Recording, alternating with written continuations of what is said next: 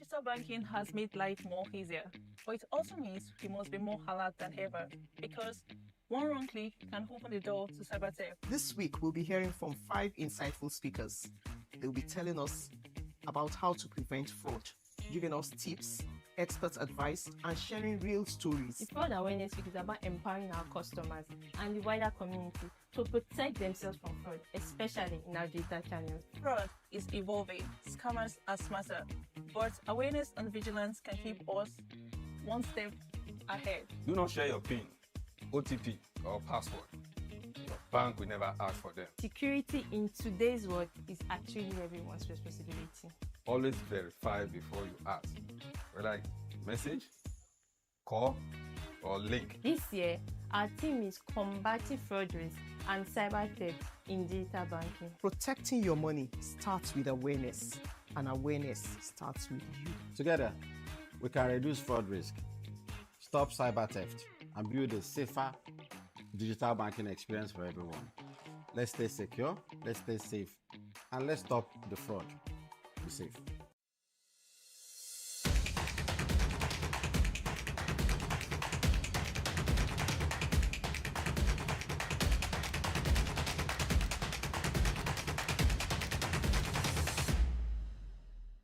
Good day, everyone. As digital banking grows, so do the threats that target it. Fraud and cyber attacks are evolving faster than ever, and human error, weak passwords, and system loopholes. Combating them requires constant vigilance and awareness, and at UBA we are strengthening our defenses through multi-layer security controls and advanced monitoring.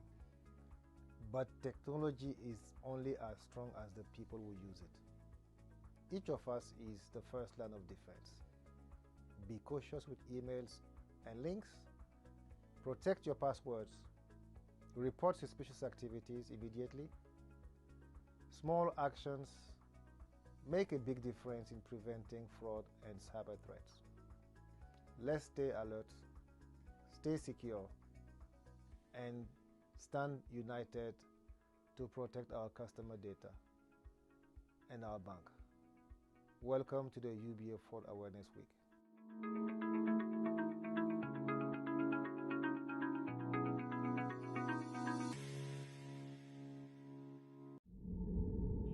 For trades that will last, you need the right structure.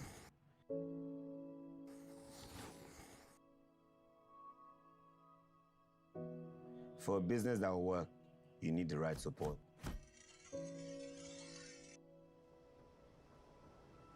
We know you want your craft to be around for generations, and we see all you are doing to make sure of this.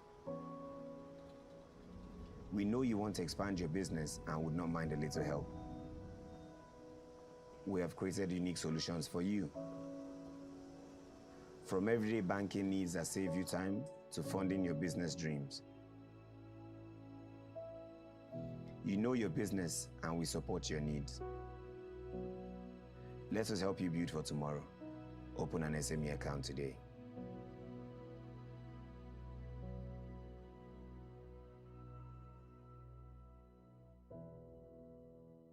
Good day, colleagues. As we begin the Fraud Awareness Week, I want to remind us all that fraud is not just a financial loss, it's a loss of trust. As in our business of banking, trust is everything. It's about protecting the confidence our customers place in us every single day. However, fraud is evolving. Today, fraudsters are smarter, they are faster, they are more deceptive, and they are getting more ingenious, using emails, fake calls, and even social media to find a way in. From phishing and digital scams to insider collusion, the threats are real. But our greatest defense is you. Each one of us plays a vital role in keeping the bank safe. Your alertness, your courage to question, your refusal to look away when something feels wrong can stop a fraud before it happens. I challenge you all to stay alert, stay curious. If something doesn't look right, don't look away but speak up. One quick call, one question, one raised hand could save the bank millions and, more importantly, protect our reputation. Please remember, never share your passwords, tokens, or OTPs. Always verify before approving or clicking. Always report incidents on the incident reporting portal. And lastly, use our whistleblowing channels confidently. They are safe and they are confidential. Fraud prevention is not just one department, it's not just one person, it's a collective responsibility. Let us make this week about awareness, honesty, and action. Together, we can protect our customers, our bank, and our integrity. Together, we can say with confidence, not on our watch. Thank you, and I welcome you all to the Fraud Awareness Week.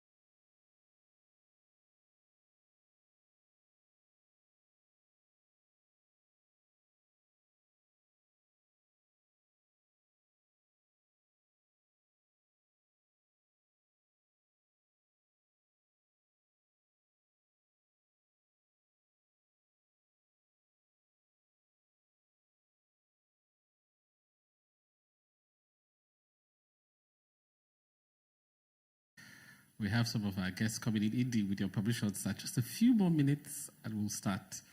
The ED is already here and he's representing the group and the GMD. So it is rather odd that we've not started. So we're apologizing again. Just a few minutes for those registering and for those held up in traffic to get here. So hopefully we should start by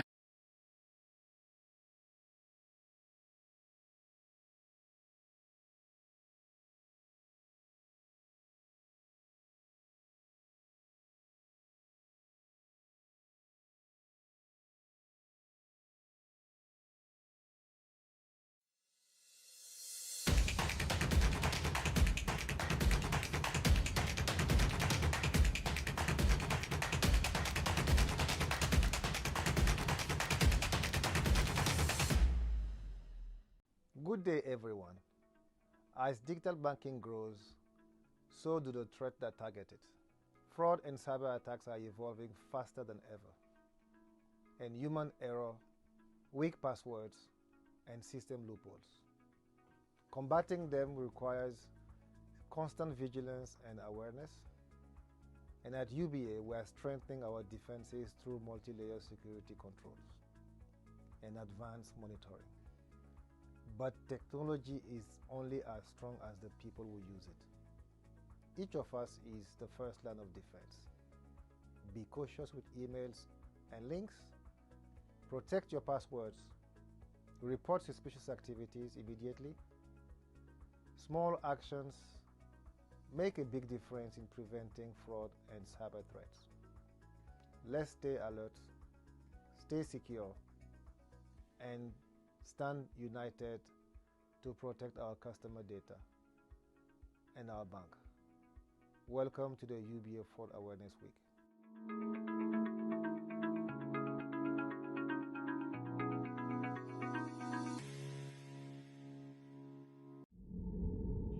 For trades that will last, you need the right structure.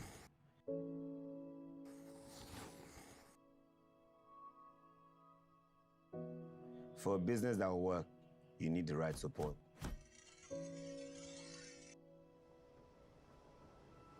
We know you want your craft to be around for generations, and we see all you are doing to make sure of this. We know you want to expand your business and would not mind a little help. We have created unique solutions for you. From everyday banking needs that save you time to funding your business dreams. You know your business and we support your needs. Let us help you build for tomorrow. Open an SME account today.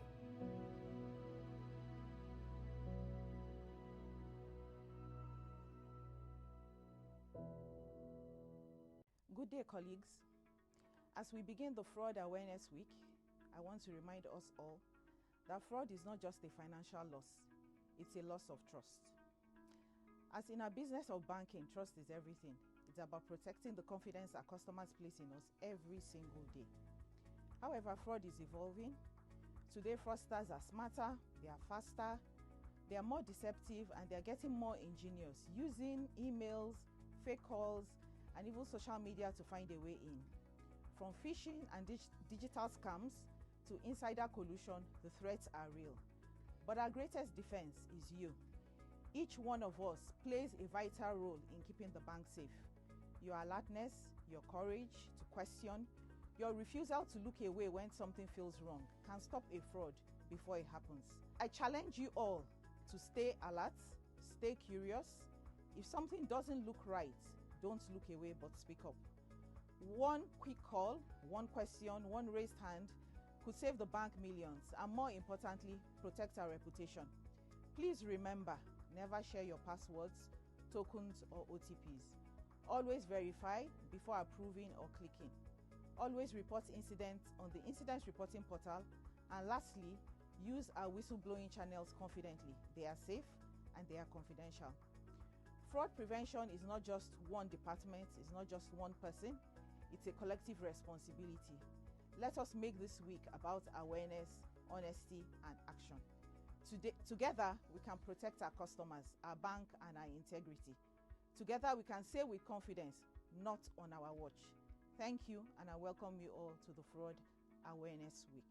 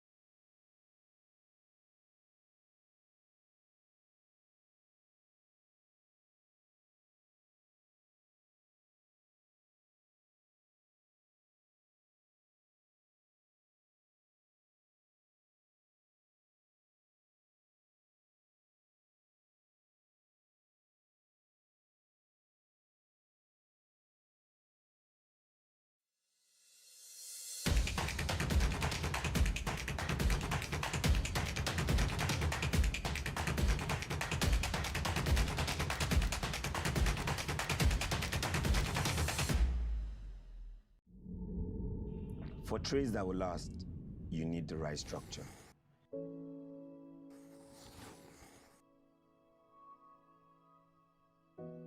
For a business that will work, you need the right support.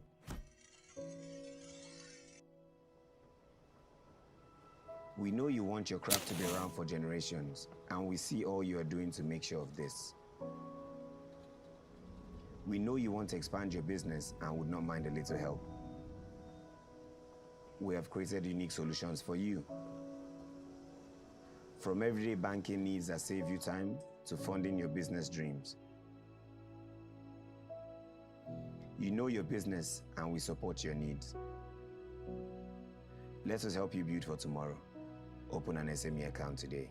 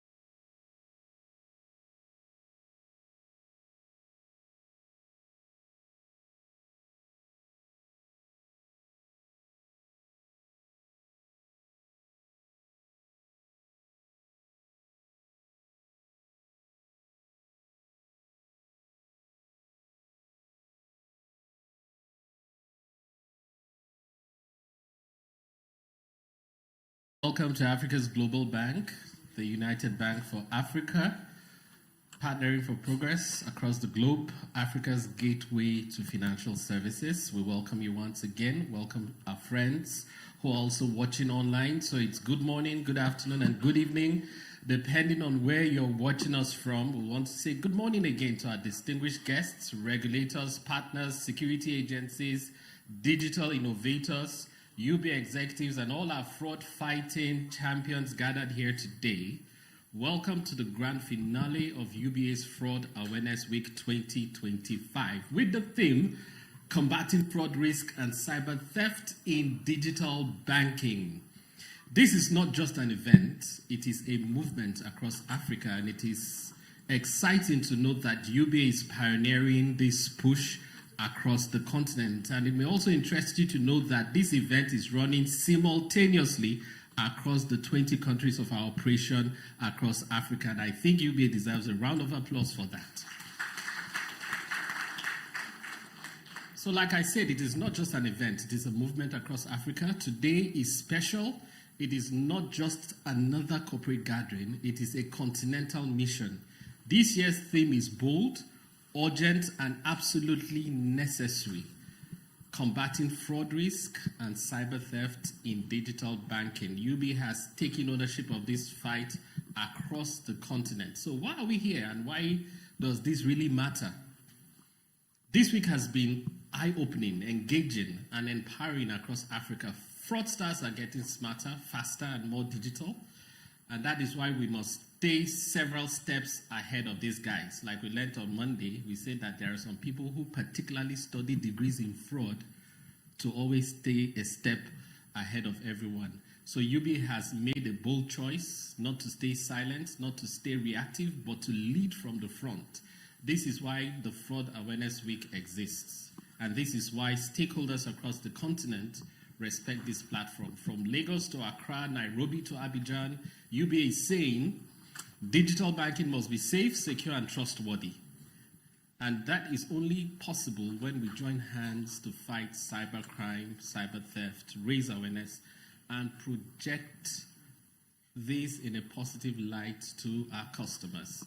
So without much ado, we'll rise for the national anthem of the Federal Republic of Nigeria, which is also in itself a prayer. So the national anthem is going to combine with the opening prayer. May we rise as we take the national anthem of our beloved nation, Nigeria. Nigeria, we hail thee, our own dear native land. Though tribe and tongue may differ, in brotherhood we stand. Nigerians old and proud to serve our sovereign motherland. Our flag shall be a symbol that truth and justice reign. In peace or battle honor, and this we count as gain. To hang unto our children a banner without stain. O God of all creation, grant this our one request. Help us to build a nation where no man is oppressed. And so with peace and plenty, Nigeria may be blessed. Wise men bank with UBA. Wise women too with UBA. Start a future with us today. With UBA, UBA. The name you'll trust is UBA. The bank of timeless excellence. Growing wealth for Africa. That is also part of the UBA's anthem that just played. Sorry for the technical glitch. And so once again, welcome to UBA Africa's Global Bank. And because we are Africa, we'd like to say good morning to your neighbor in your local language, your local dialect, your original local dialect. There are some people who have abandoned their local dialects and are speaking Yoruba and are speaking Igbo. Tell the person original local dialect. So if you are Egba, speak the real Egba. If you are Hausa, but it's not actually Hausa, and you are one plateau language like that, speak the original language, not Hausa, because people will take shortcuts now. Somebody's even saying good morning. Is that your language? Even if you are born in the UK, speak your real language. Oh yeah? Have they all said something in their local languages?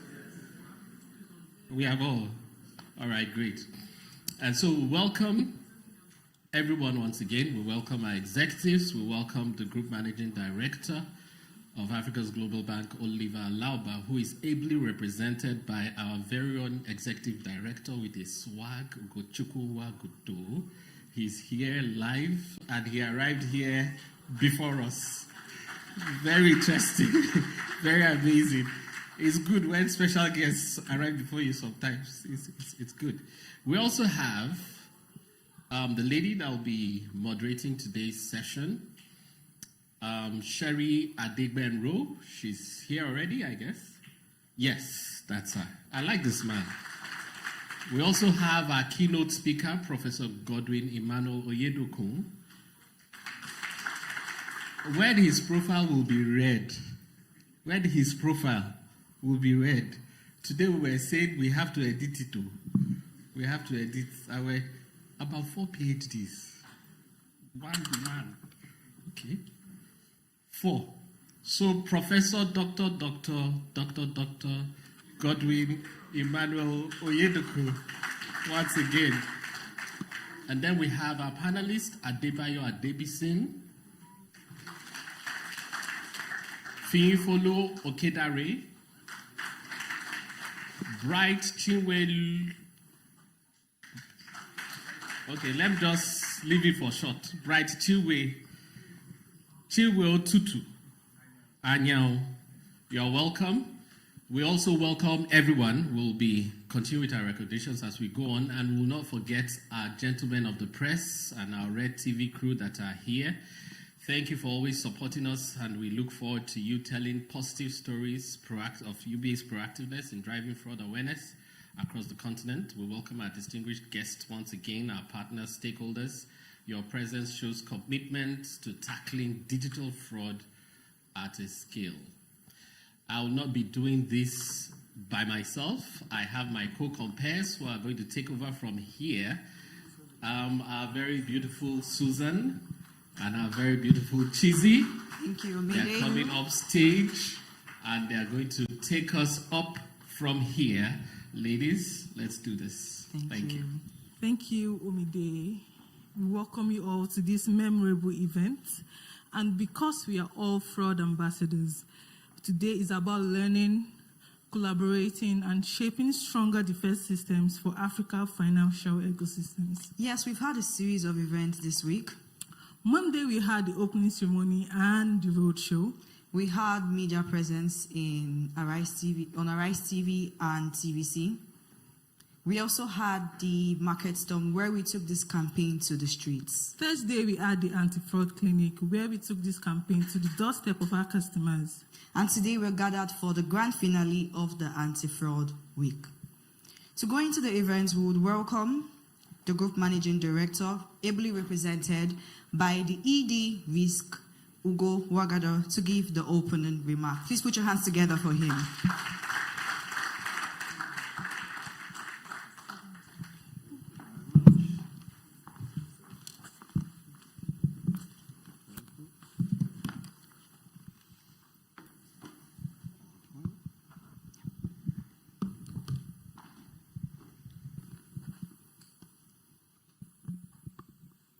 Good morning, everyone. Good morning, everyone. You're welcome to UBA House. Let me start by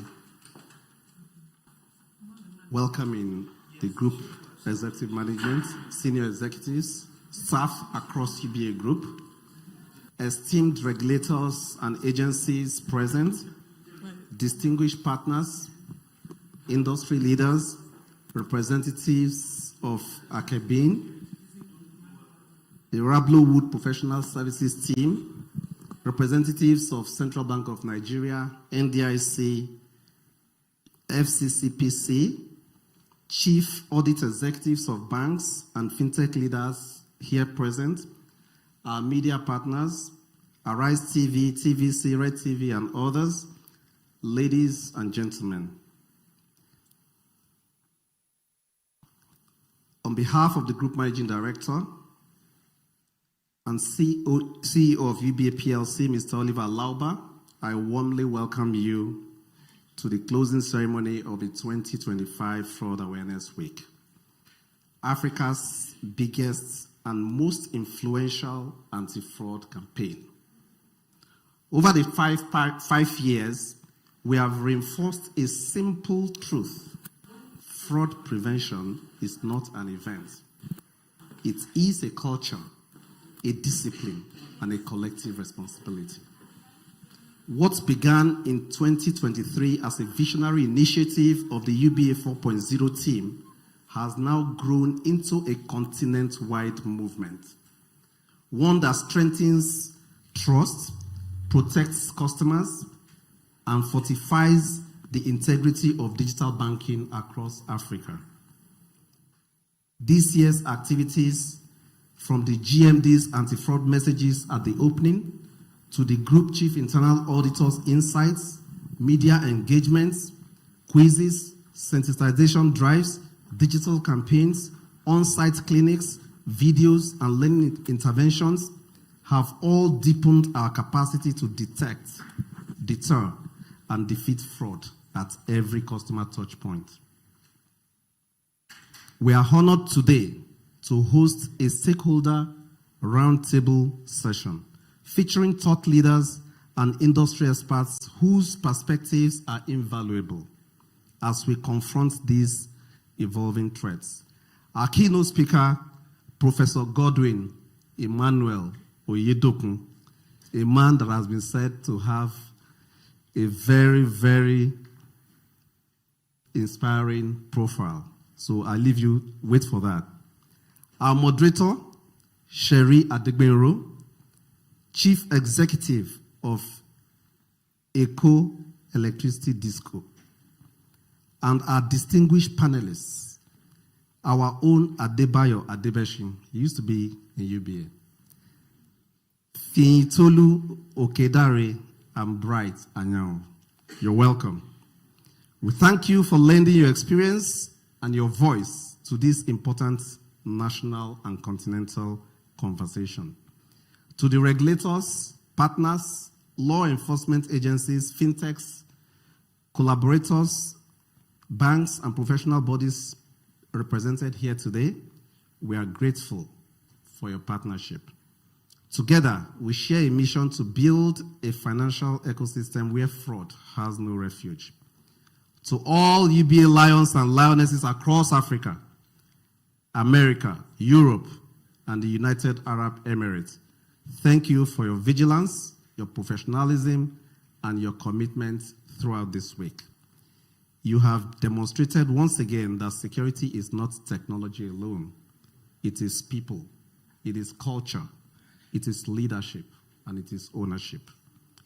As we close this year's Fraud Awareness Week, let us renew our resolve to remain vigilant, to strengthen our controls, to protect our customers, to uphold UBA's legacy of integrity across all markets.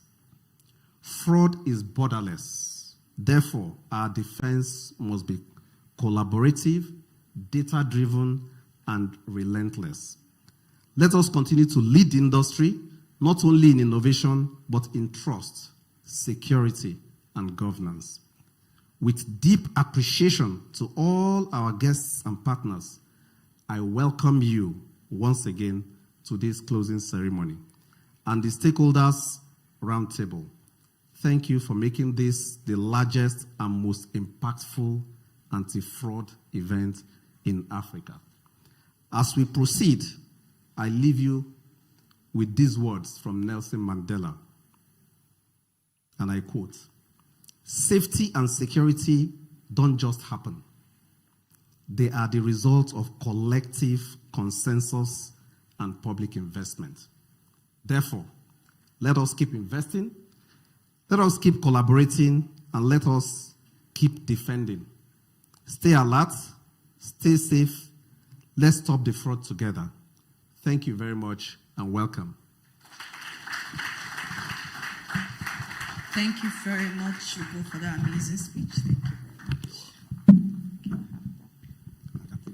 Yes, please. Please put your hands together for him once again. Okay, we have some organizations we would like to recognize. We have individuals from the Central Bank of Nigeria. Please put your hands together for them. We also have representatives of the Association of Chief Audit Executives of Banks in Nigeria. Please put your hands together. We also have the entire team of Rablo Wood Professional Service Limited. Please put your hands together for them. We have a lot of organizations here today. So we also have the Federal Competition and Consumer Protection Commission. Please put your hands together for them. Thank you. We have the National Deposit Insurance Corporation. Please put your hands together. And lastly, we have the Chief Audit Executives of various banks and their representative. Please put your hands together. Okay, to our next speaker, I would like to invite the Chief Internal Auditor, Kayode Ajayi, for his remarks. Please put your hands together for him.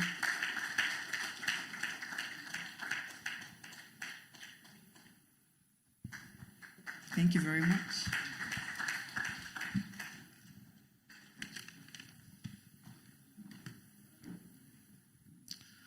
Distinguished guests, ladies and gentlemen, you are welcome this morning to UBA House. So this morning I've not really prepared a speech. I'm just speaking from the heart. So we are really, really honored to have you here to move the conversation forward. So I want to stand on existing protocol. I want to appreciate our ED representing the executive management this morning. So the fight against fraud in UBA is a progressive fight, and it's a good fight. You know, like the scripture says, it's a fight the good fight. There are some fights that are good, and there are some that are bad. So fighting fraud is a good fight. So I want to encourage us to join that train. You know, one of the challenges in our nation is ownership. It's ownership. So, but UBA has decided to own this fight in Africa. You know, UBA, we are in 24 countries and on 4 continents. So we have the will, we have the resources, we have the ownership to carry this fight forward. But UBA cannot fight fraud alone, and that's why we are bringing all the stakeholders together. And I know today we'll move this fight a step forward. So I want us to be comfortable as our lead speaker today, Professor Yodekun, will be leading the conversation. So please feel free, vent your ideas, vent your suggestions, because fraud, from experience, you know, we are practitioners. Fraud doesn't respect your degree. It doesn't respect your qualification. Because there was a time in Abuja, a retired CBN person rushed to the bank. Her retirement fund was gone. What happened? They said Julius Berger is giving contract and there are slots. So she needs to buy slots. Very respected somebody. And she bought the first slot. They were still promising, she bought the second. They told some story, she bought the third. That was the era of slots. They would say there's slots somewhere. you pay for those slots. And by the time they took the final money, they switched off. So then the bill cleared. And the money was gone. So fraudsters don't respect education. They don't respect you see white people. Somebody called us in those days from America and was screaming, Nigerians are criminals, Nigerians are this and that. She surrendered her hard-earned dollars with a promise to NNPC that she would get allocation. The allocation never came, but the money was gone. So she began to hate the country. So we said, no, it is your greed.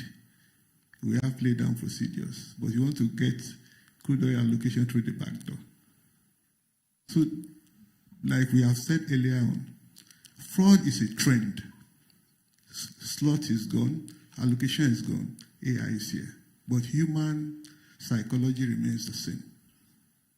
Some people have not worked from January to date, but they want to go to the village with a car. So they must devise a way. So I want to encourage us that in this gathering, we will rub minds, share new ideas, and then together we'll fight fraud so that we'll make banking to come back to its original state. Sometimes ago, you can put your money in the bank and go to bed. But those days seems to have been affected. But we can restore it. We can restore it. And that's what we are trying to do. Somebody said, is it possible to eliminate fraud? Well, everybody has his own school of thought. Some people believe it's possible. Some people believe it's not possible. And some people don't have an opinion. But I used to say you can allow, a bird can fly over your head. You don't have a choice about that. But for it to land on your head, you have a choice. So don't let yourself be defrauded. And that's my message to us this morning. Once again, you are welcome to UBS. Thank you.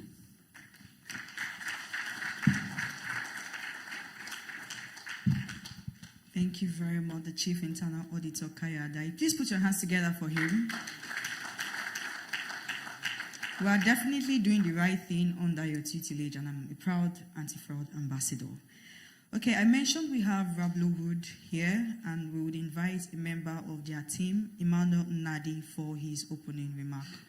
Please put your hands together for him.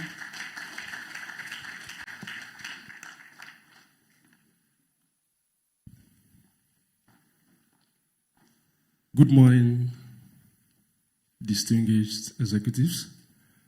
Good morning, our co-fraud fighters from all represented organizations. It's a privilege to be here, and I must say a very big thank you to the organizers.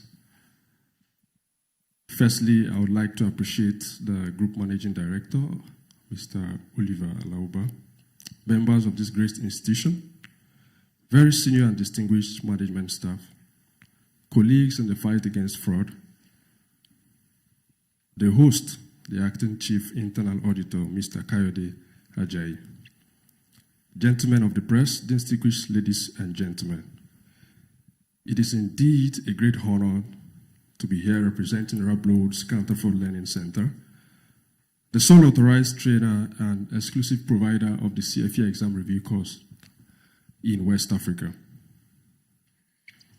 First, I would like to commend UBA for its unwavering commitment to the fight against fraud across Africa. This campaign, which started 3 years ago,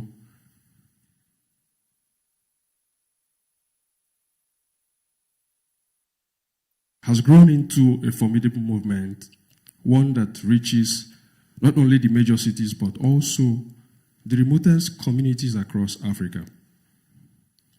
This has been made possible through the noble initiative and actors in the field, the anti-fraud ambassadors, and the group-wide anti-fraud clinic exercises. UBA has demonstrated what it means to take proactive action in safeguarding customers and preserving funds. At Rabload, we are proud to be associated with this mission. We are particularly pleased that a significant number of professionals driving this campaign, I think about 70% or thereabout, have passed through uploads, trained and certified as certified fraud examiners. This for us is a testament to UBA's investment in professional development, continuous learning, and institutional resilience. We firmly believe that fraud prevention is not a one-time effort, but a continuous process of training, retraining, and knowledge renewal. The digital age has redefined the threat landscape, and as fraud risks evolve, so must our strategies, systems, and skill sets. This is why the partnership between UBA and Rablos remains so vital. Together, we are building a new generation of professionals who understand not just how to detect fraud, but how to prevent and detect it before it happens. As we gather for this year's Fraud Awareness Week, let us remember that combating fraud is not just the responsibility of fraud managers or internal control officers. It is a collective responsibility.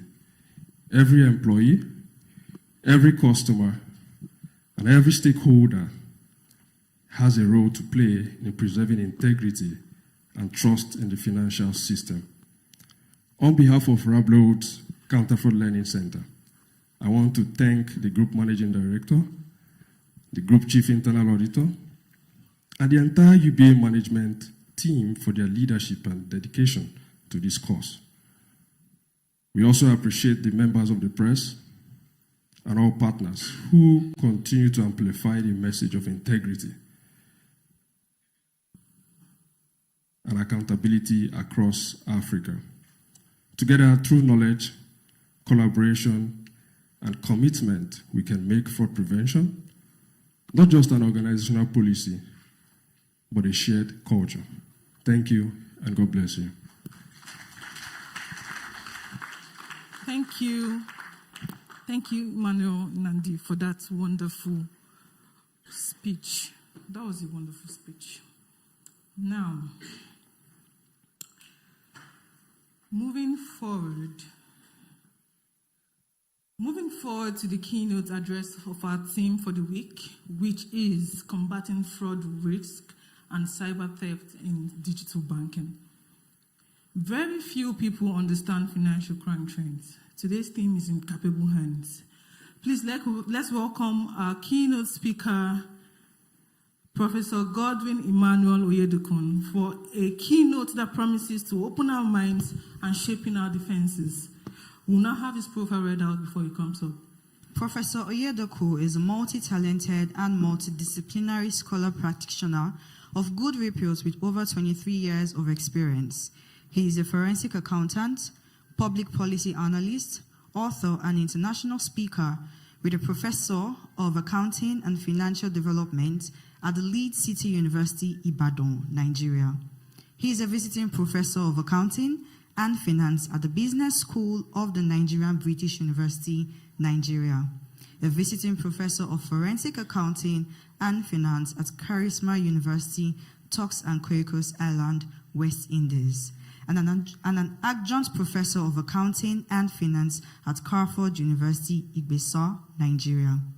He was a governing council member of the Chartered Institute of Taxation of Nigeria, Business Recovery and Insolvency Practitioners of Nigeria, president of the Association of Forensic Accounting Researchers, and council member, director, practitioner of Nigeria, president of Association of Forensic Accounting Researchers, and council member, director, research and development of Institute of Personality Development and Customer Relationship Management.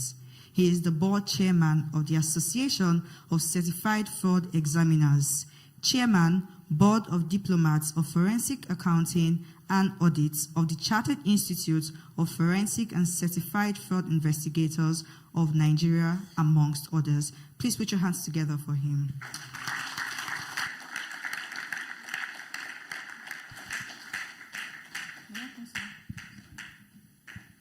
Thank you.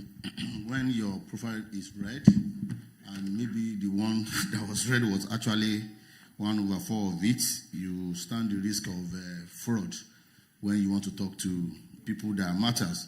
So it's on this note I want to connect to the executive directors here, one of the leading banks that we have in Nigeria. Thank you for allowing me to share podium with you and all the head of various departments. I have a slide, and if time permits, we will roll with it. But it's our responsibility to go through that particular slide later because we have things to pick from there. I am also not ignorant of the fact that when I go out like this, prepare for like 3 months to get to where you want to discuss, they'll give you paper, 5 minutes more. Also on this note, I want to appreciate management of Rablowood and all the colleagues that are handling the cameras and the likes, and the organizer, including the panelists. So we'll quickly look at the issue of combating fraud risk and cyber theft in Nigeria banking. If the slide is there, just move with my emotions and it will affect the slide, and then we can also go with it. The truth of the matter is that there's nothing you can do. People will get to you, at you, under you, over you, around you. And they may also come in form of pastor, imam, and the likes in order to get that which they want to get. And the issue of fraud really do not limit itself to issue of banking. It can think of any endeavor of human being life. When you talk about romance, there's romance fraud. When you talk about eating fraud. If you talk about walking fraud. If you are driving, we also have driving fraud. So I will not derogate this audience by saying these are the particulars. So think of any man's endeavor, you have it there. But the truth of the matter is, you cannot walk in arena of fraud and say it was a mistake. It's an error. However, my research over years has shown that many a times we mistakenly did something, and if nobody challenge or you don't have anyone around you to point your attention to that, definitely it can be used. That opportunity can be used another time for you.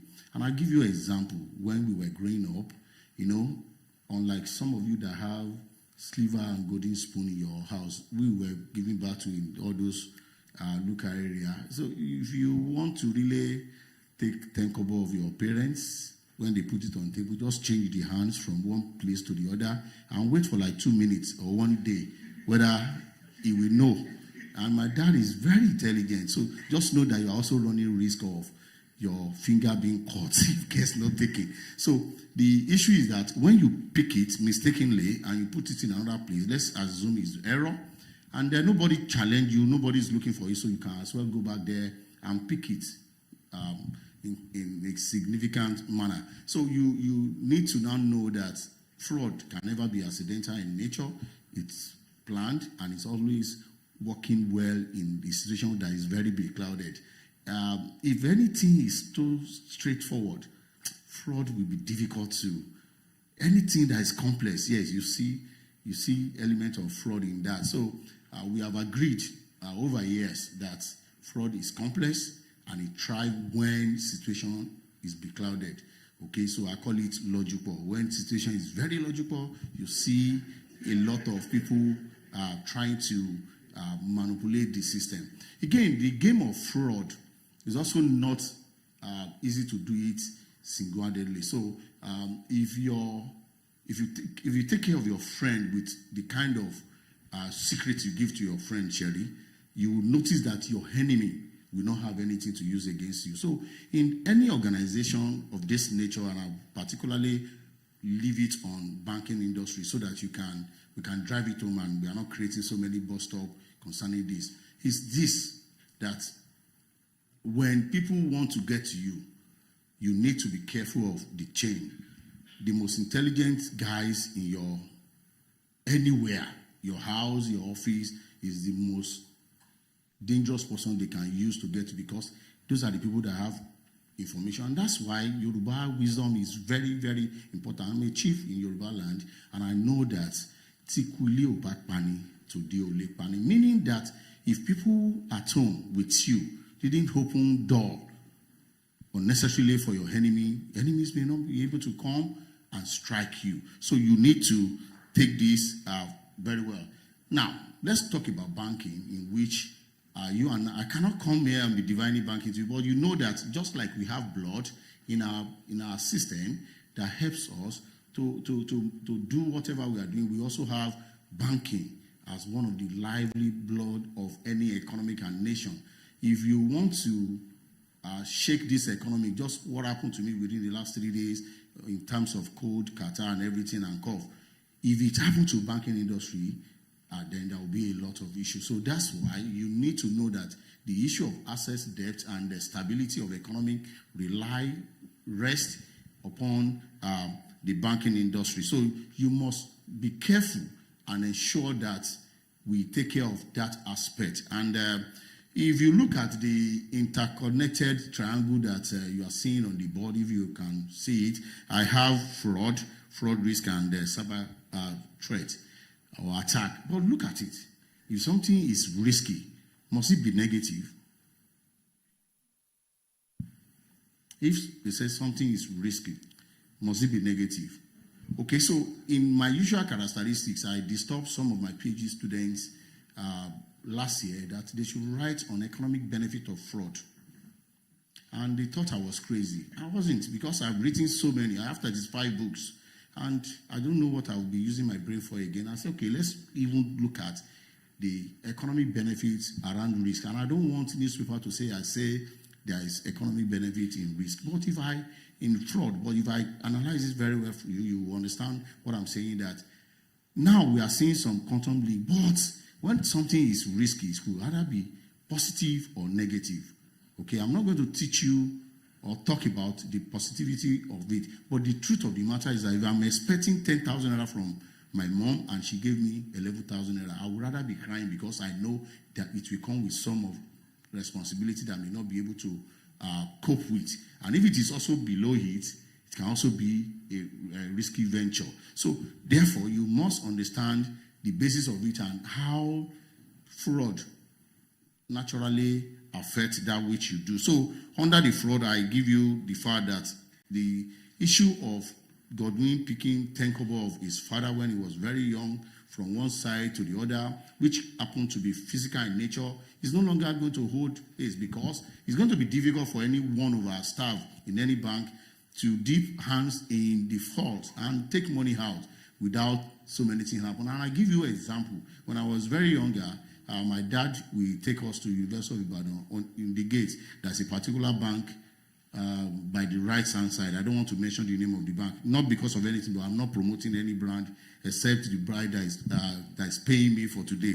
So the truth of the matter is that we will go there, it will pick tally, and we'll go to the food technology department those days, early 80s, and he will come back, it's not yet, it's done. So that time, you call them teller now, we call them cashier those days. My bosses, you understand what I'm saying. So if you have, you call something overage, and what's the other side of it? You understand it better than I am. Do you know that a teller, cashier, can actually look right, look left, and discover that the other colleagues wasn't on the seat and pick a bundle of money and put it on his or her own in order to balance his account? But as events unfolded, we understand that that kind of thing may not be possible, because perception of detection is the greatest deterrence for fraudulent activities. That is, when you know that people are looking at you, you tend not to do bad things. In fact, if you are a man or a woman, if you want to walk, when you know people are looking at you, you carry your leg as if, but me, I don't know how to carry that kind of leg. But the issue is that when people are watching you, you tend to minimize fraudulent activity. And let's connect that. And that happened because of the computerization of banking activities and introduction of CCTV. And that is what I mean by perception that they would detect will reduce the element. So the issue of stealing pack of money from a colleague to the other side of yours, we no longer, I've not been, in fact, some of us will say, God forbid, to even enter banking, because we now have every of these things operationalized digitally, and it can make us do any transaction. If I enter bank, there is problem. That's why I enter bank. All. And I know the digitalization of banking activities are also help both the banker and the customer.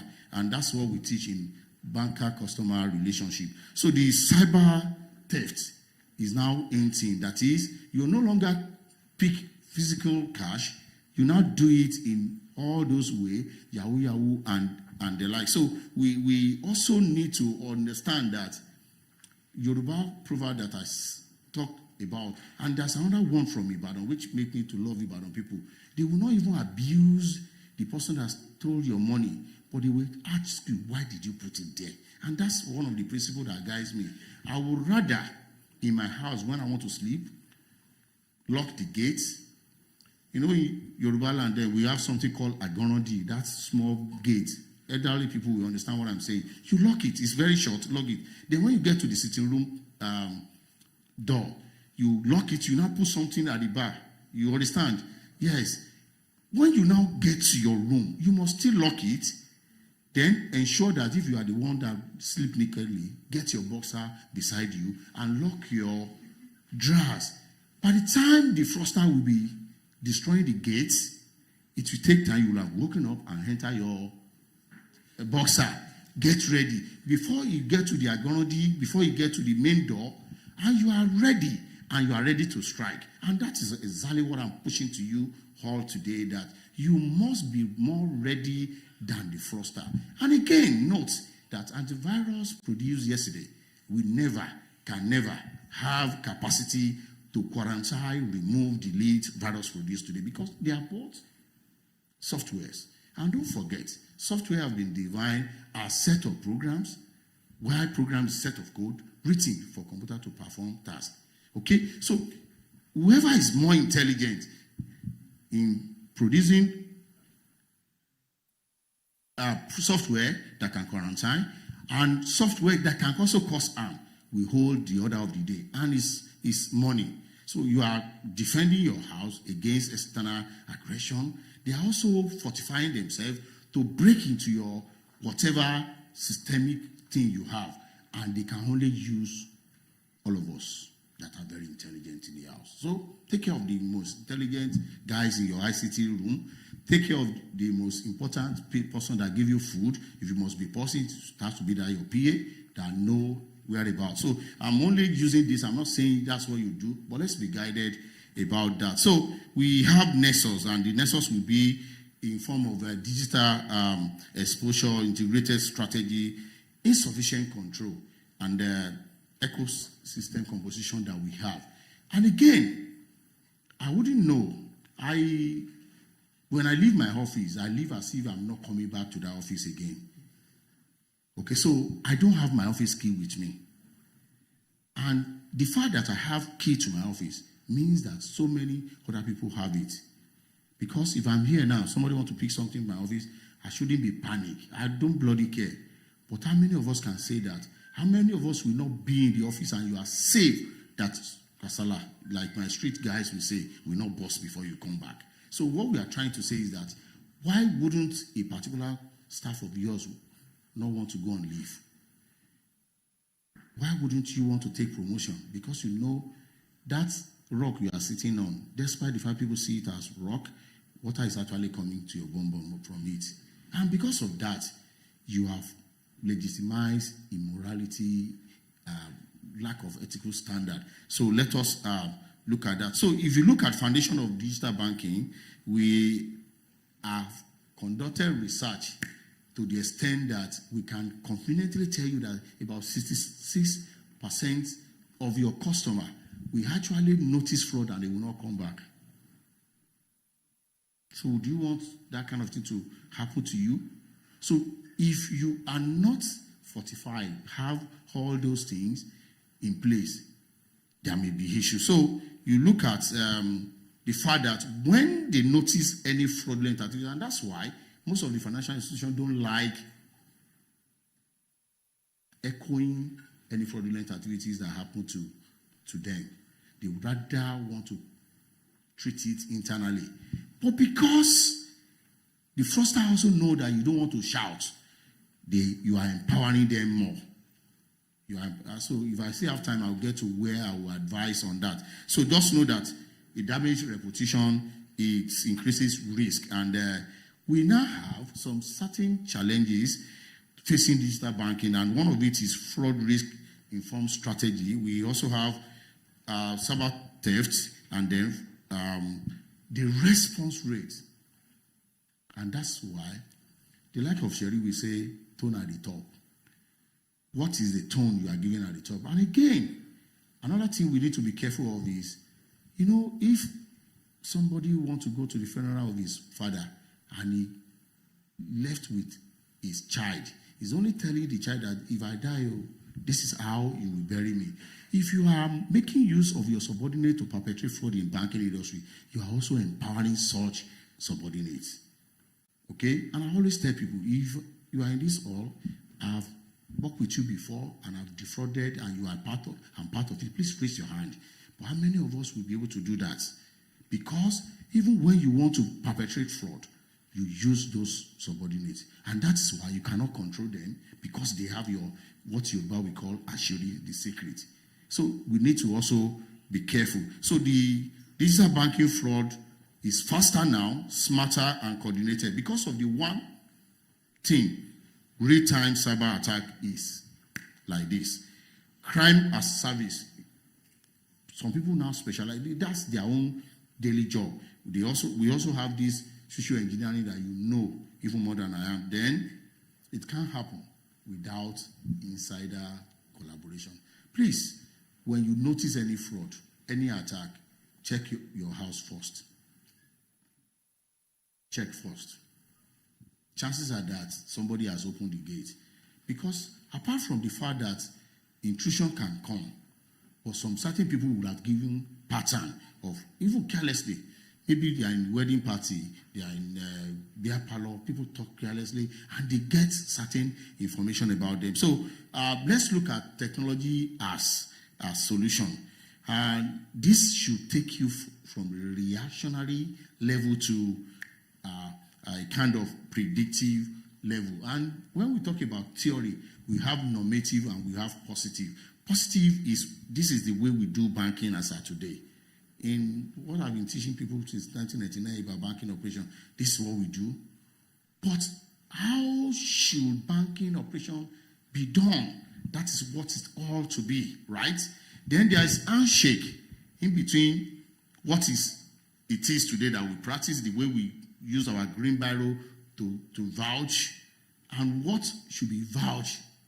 And by the time you achieve what should be vouched, then you are already positive again, because the thing must continue. I just hope that we understand that. So the kind of solution is those solutions that naturally if they give you a microphone, you also want to tell people like hybrid encryption, AI power, cybersecurity.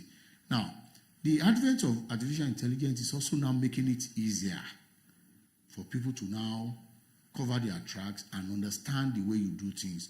Because most of our lives are also online, and AI is created, built, trained to also perform repetitive tasks. Because of that, it can actually even teach you how to even defraud the organization. Try it, but don't be caught. Because in this journey, in order to catch monkey, you must learn the trick of monkey. In fact, you must behave like monkey. But my advice for you is don't become permanent monkey in the process. Okay? So we also have a lot of advanced authentication that we can use. We have AI and quantum computing in fraud, and this is driven by AI power, quantum computing. I don't want us to waste time on it. But let us talk about strategic imperative that will shift us from detection to prevention. Even when my students want to write on this, I don't like them to talk about detection first. It's actually prevention.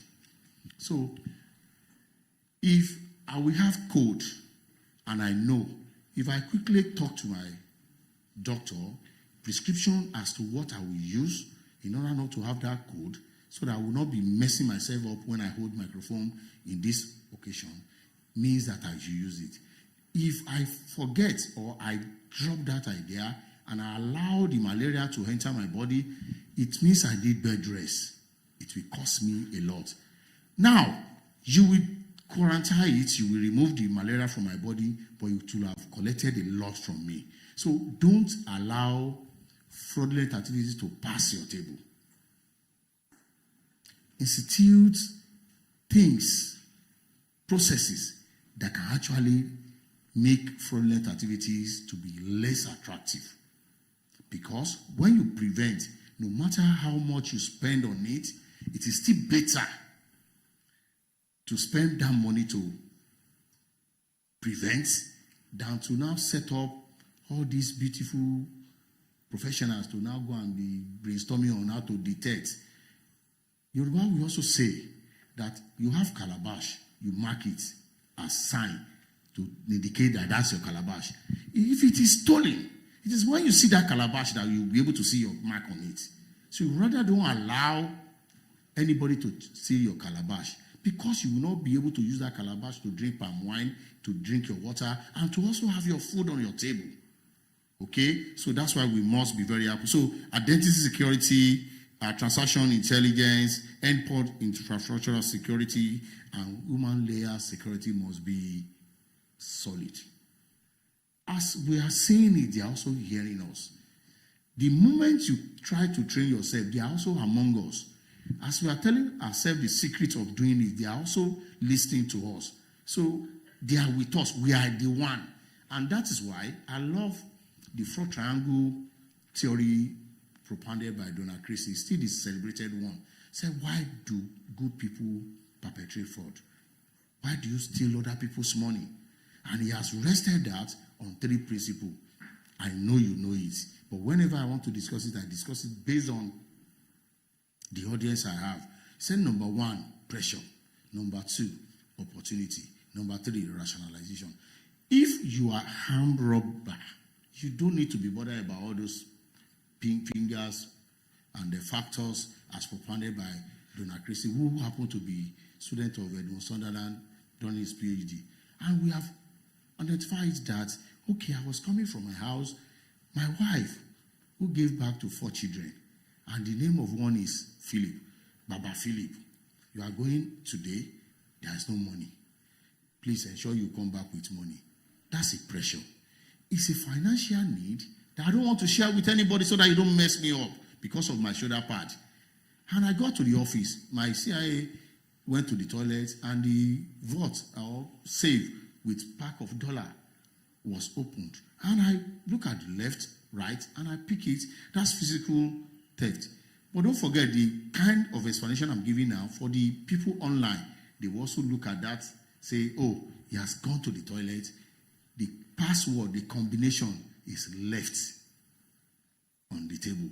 Then I enter, pick the money. Because I know I was the only one that entered, and I don't want anybody to, and I check out back to pretend as if I have not entered that place. You got to your office, you saw that things have happened to that your vault. And you started asking everybody, say, okay, don't worry, we have CCTV. Let us play it, the footage, and you now notice that it is moi. Now, by the time I have noticed that, the next thing is, let us start crying. It is not me, it is work of devil. That is explanation or excuses that you are giving to your bad thing that you are doing. So, let us just note that. Now, the issue of henchman and wolf, they also added one leg to that 3 principle. He said, I didn't really fail me. There's no way. We went to the same secondary school together, primary school. There's no way we go to the transformer and remove mercury. Because he's an accountant. He doesn't have any training in electrical matter. He will be electrocuted. Therefore, we cannot look at his side. But if there is a mechanical or electrical engineer in the house, when we are looking for mercury in a live transformer, we should look at that place. Meaning that, look at those people in your office who has capacity to understand the things of computer, who have been trained in coding. They have capacity, they have capability. Okay? So they added capabilities to that. So you must continually ensure that you take care of some of us that are very intelligent in the house. We are the only set of people they can use. And I'm saying it all the time. If you are the one that is intelligent in your office, please, we are a partner in progress, so I'm not insulting you. I'm just saying that they should be careful of us anywhere, and we should continue to test our loyalty, because even the former governor of Lagos said, may our loyalty never be tested. So what are the regulatory imperative for this? I'm also being guided. So regulators should ensure certain things. Do you know I bought a SIM recently? Is it recently? Well, let's agree recently. And do you know I keep getting alerts from a particular bank on that SIM? Okay, and I've documented it in my slide. You know, when they register their alerts, the phone with their account, is that phone number alone that can do USSD? Now, the government or NCC or service provider have this policy that after so many times you don't use your line, they will take it from you and they will give it to another person. I think bankers, you should talk to them.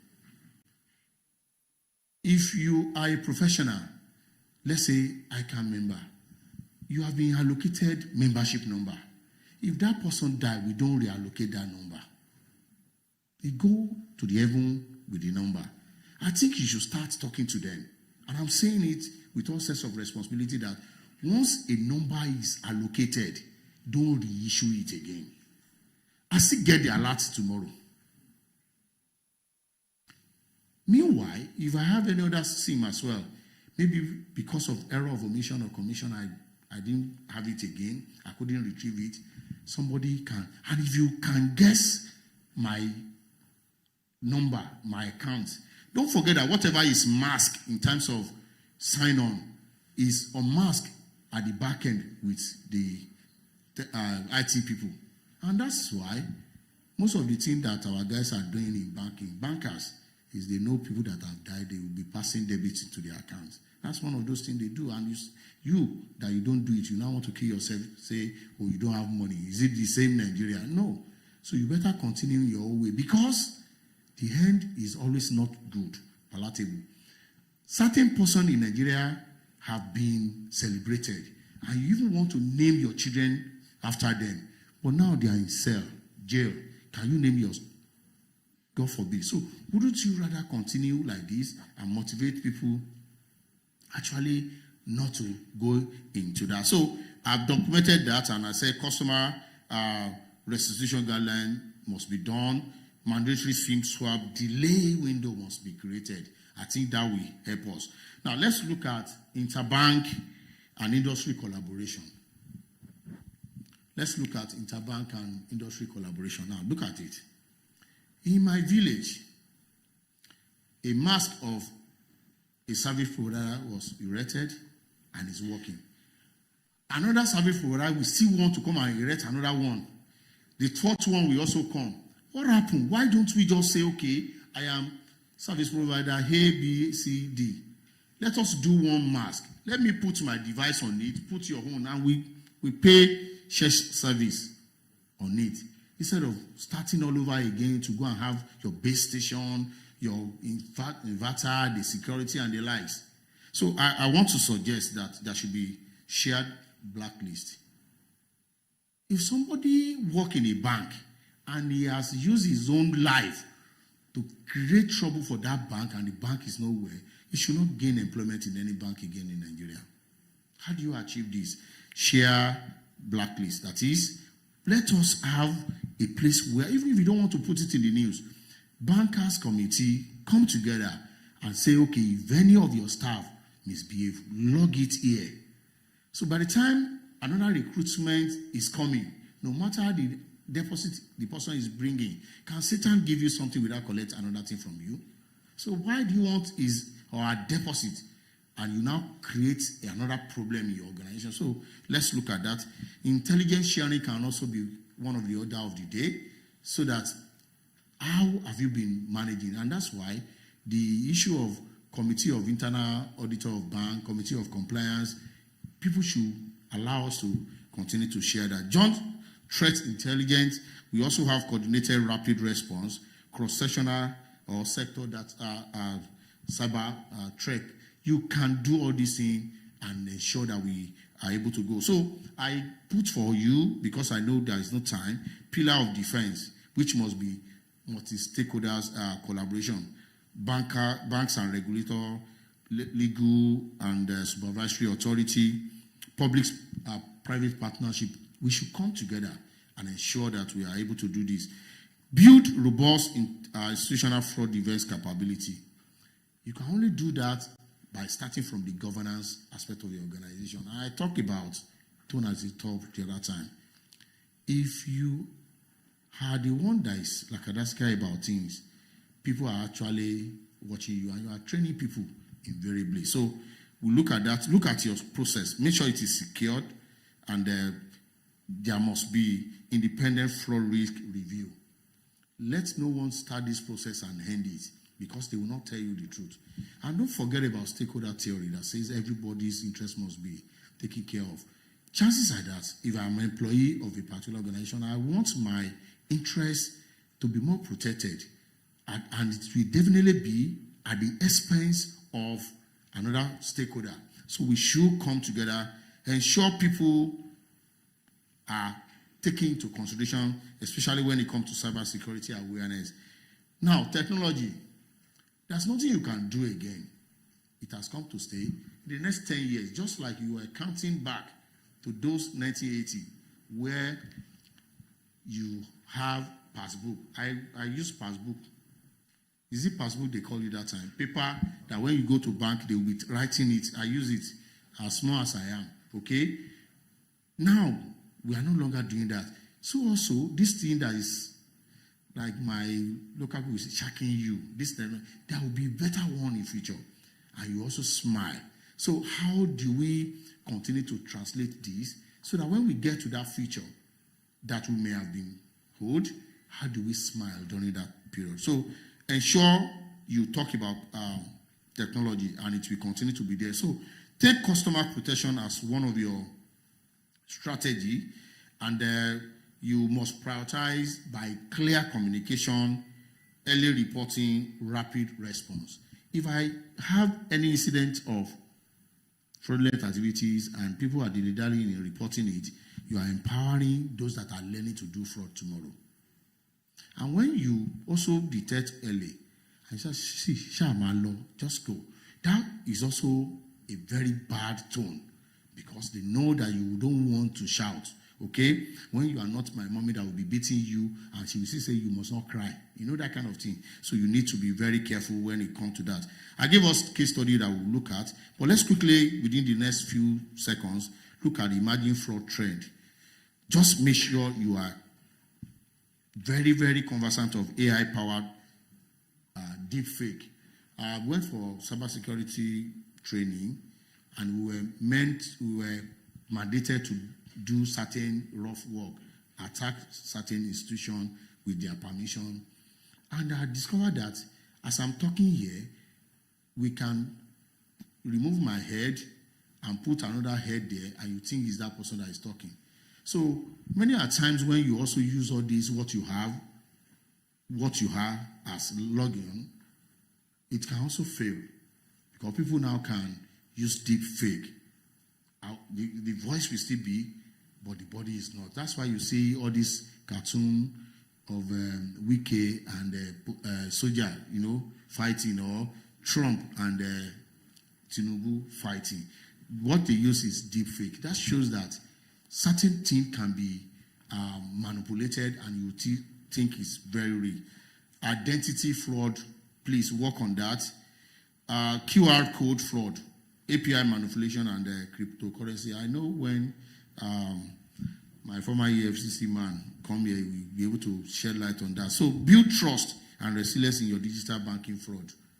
Okay, just build it, and let us tell ourselves, no GMD, no executive director should travel to India, Pakistan, and in the conference, and you see them parading all this software. We always see when we go for conferences now, right? They will use finger to do it for you, and you think it's perfect. You are the one that traveled. You are not coming home with that particular software. You go to them and say, all directors should go to India.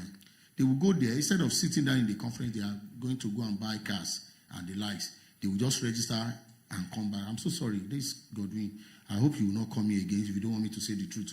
That's number one. Number two, when they will also come back home, the users department will now be sent to Rableu, OGE, AJ Silicon to go and learn what you wasted money to go and learn over there. There's no way fraudulent activities will not come. And users acceptance test means that user must go through, understand, and the readiness must be in them. They will frustrate it. I have an account of someone that I don't want to mention. 1999 and co, when we started computerization of accounting, the person refused to be trained. He said immediately he's trained, the job will be on his table. You can see the mind of people. That's the mind. I've told people, don't do any bad thing in my hand because I will use you as an example in my class. Okay? So that is it. People have different motive, and you are the only one that know why you are doing what you are doing. But we can get it by modifying their opinion, modifying their way of doing things, ensure that we are conversant. Somebody that is working, you think if you increase his salary, it will be better. No. What that person is looking for is different from what you are looking for. And then that is it. Before they start giving me paper, let me quickly conclude that fraudsters are innovating. So if you receive that anointing not to innovate, the anointing to be relegated is very clear and closer. Also, watch out for those that are very strong around you. Be sure you do not take anything for granted, because if you close your eyes in Nigeria, before you open it, they will have changed your family name. So you need to be very careful, and I hope when we come for the panel session, we'll be able to talk about this. Thank you, distinguished ladies and gentlemen, for inviting me to speak. Thank you so much.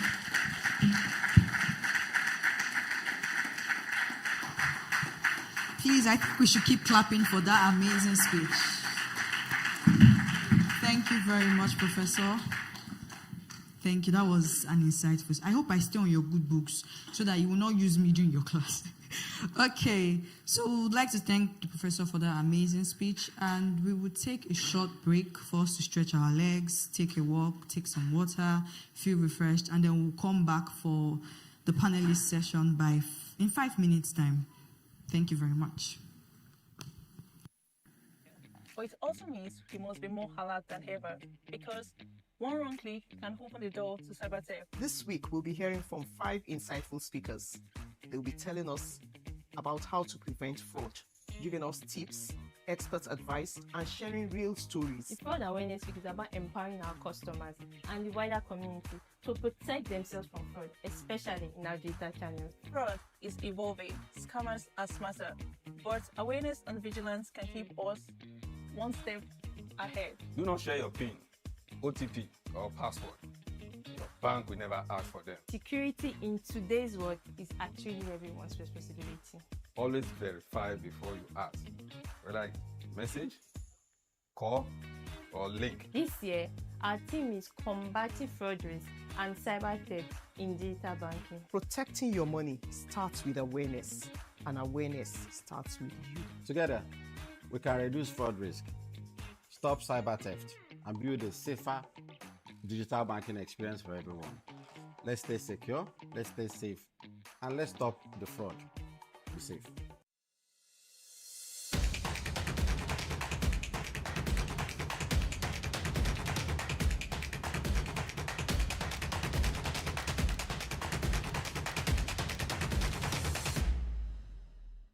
Good day, everyone.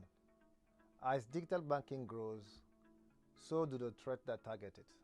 Fraud and cyber attacks are evolving faster than ever, and human error, weak passwords, and system loopholes. Combating them requires constant vigilance and awareness, and at UBA we are strengthening our defenses through multi-layer security controls and advanced monitoring. But technology is only as strong as the people who use it. Each of us is the first line of defense, Be cautious with emails and links. Protect your passwords. Report suspicious activities immediately. Small actions make a big difference in preventing fraud and cyber threats. Let's stay alert, stay secure, and stand united to protect our customer data and our bank. Welcome to the UBA Fraud Awareness Week.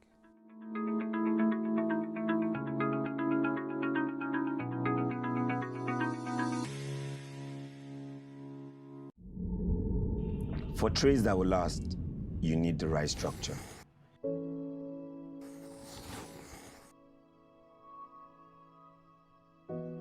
For a business that will work, you need the right support.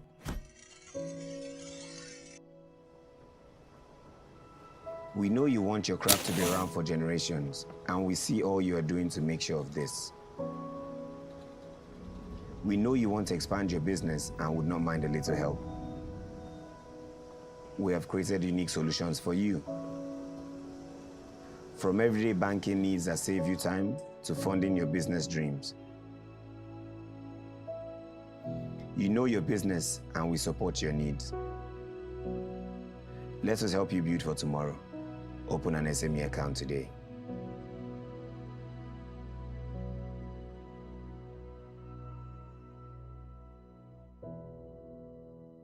Good day, colleagues. As we begin the Fraud Awareness Week, I want to remind us all that fraud is not just a financial loss, it's a loss of trust. As in our business of banking, trust is everything. It's about protecting the confidence our customers place in us every single day. However, fraud is evolving. Today, fraudsters are smarter, they are faster, they are more deceptive, and they are getting more ingenious, using emails, fake calls, and even social media to find a way in. From phishing and digital scams to insider collusion, the threats are real. But our greatest defense is you. Each one of us plays a vital role in keeping the bank safe. Your alertness, your courage to question, your refusal to look away when something feels wrong can stop a fraud before it happens. I challenge you all to stay alert, stay curious. If something doesn't look right, don't look away but speak up. One quick call, one question, one raised hand could save the bank millions and, more importantly, protect our reputation. Please remember, never share your passwords, tokens, or OTPs. Always verify before approving or clicking. Always report incidents on the incident reporting portal. And lastly, use our whistleblowing channels confidently. They are safe and they are confidential.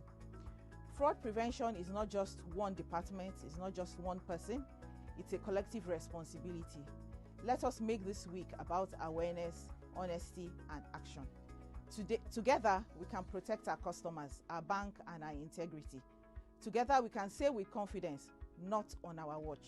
Thank you, and I welcome you all to the Fraud Awareness Week.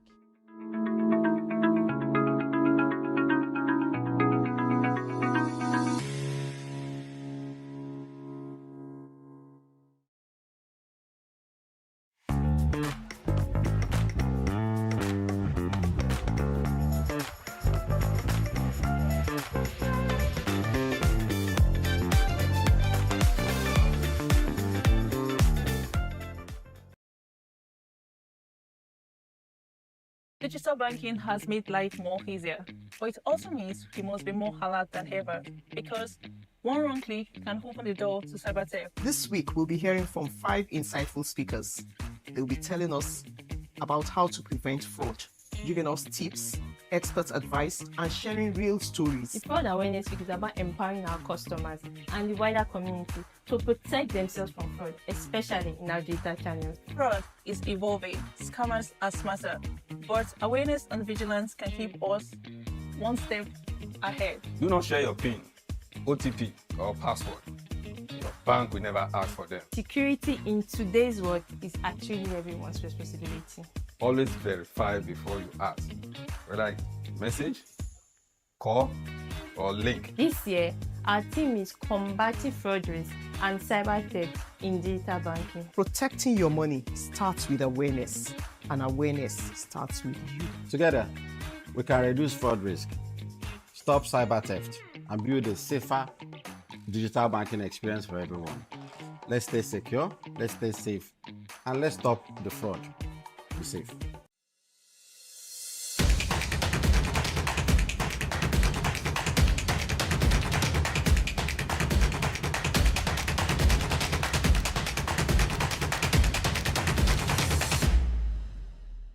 Good day, everyone. As digital banking grows, so do the threats that target it. Fraud and cyber attacks are evolving faster than ever, and human error, weak passwords, and system loopholes. Combating them requires constant vigilance and awareness, and at UBA we are strengthening our defenses through multi-layer security controls and advanced monitoring. But technology is only as strong as the people who use it. Each of us is the first line of defense. Be cautious with emails and links. Protect your passwords. Report suspicious activities immediately. Small actions make a big difference in preventing fraud and cyber threats. Let's stay alert, stay secure, and stand united to protect our customer data and our bank. Welcome to the UBA Fraud Awareness Week.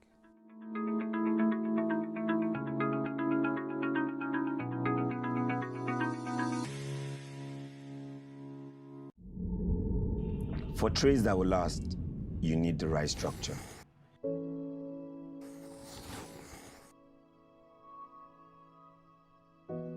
For a business that will work, you need the right support.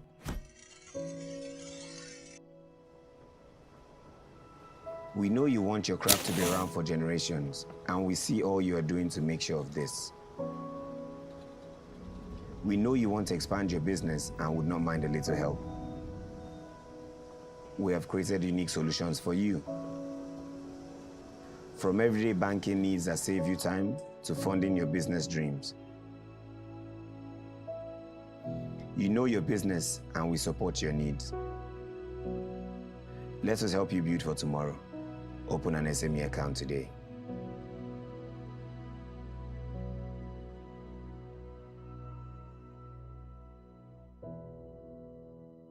Good day, colleagues.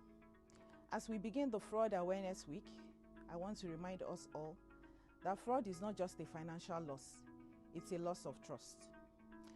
As in our business of banking, trust is everything. It's about protecting the confidence our customers place in us every single day. However, fraud is evolving.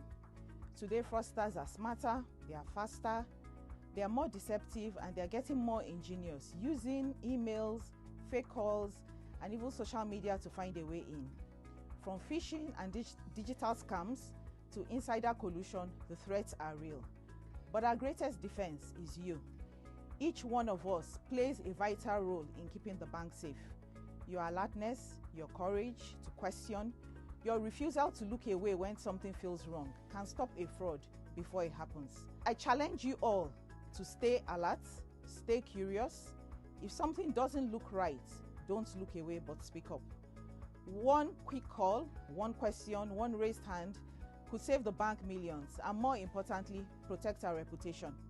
Please remember, never share your passwords, tokens, or OTPs. Always verify before approving or clicking. Always report incidents on the incident reporting portal. And lastly, use our whistleblowing channels confidently. They are safe and they are confidential. Fraud prevention is not just one department, it's not just one person, it's a collective responsibility. Let us make this week about awareness, honesty, and action. Together, we can protect our customers, our bank, and our integrity. Together, we can say with confidence, not on our watch. Thank you, and I welcome you all to the Fraud Awareness Week.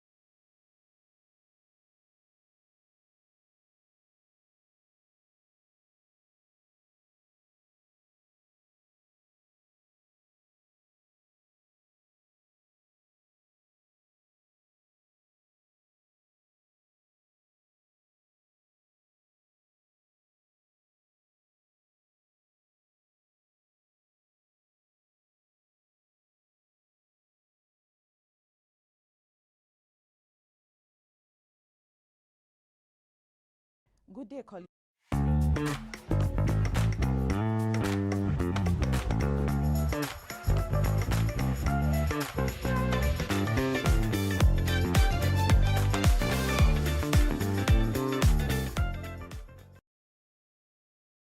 A very wonderful short break. Hope you drank water, hope your legs are stretched. Okay, we would like to recognize the presence of Joy Azuna from Piggy Tech. Please put your hands together for her. Okay, we're going to go shortly into the panelist session. And this panelist session, this panelist session features seasoned experts shaping Africa's digital security landscape. This year's discussion is fully aligned with our theme: how do we combat fraud risk and cyber theft in an era of smart, fast, borderless digital banking? Especially with the rise of AI-powered cybercrime, social engineering, digital know your customers, and anti-money laundering modernization, the need for a continental fraud intelligence network, customers' awareness as the strongest first defense, collaborations between banks, fintechs, telcos, and regulators, the future of cybersecurity skill sets in banking. This discussion will not just highlight challenges, it will produce actionable solutions for the next 12 months. Let's make welcome a moderator for the panel session that promises to be highly educative, insightful, and rewarding. Welcome, Sherry Adegbenro. Okay, Sherry Adegbenro is a dynamic sustainability and governance leader with over 2 decades of experience driving growth, transformation, and operational excellence across diverse industries, including power and energy, oil and gas, financial services, healthcare, manufacturing, IT, hospitality, and the US federal government. Sherry's academic and professional credentials reflect her depth. She holds a master's in management accounting specialization and is a certified internal auditor. She is a certified fraud examiner, certified risk management assurance professional, certified control self-assessment professional, and an IFC World Bank accredited corporate governance trainer. She has also earned the CFA Institute certificate in ESG, strengthening her expertise in sustainable finance and responsible investment strategies. Please put your hands together for her.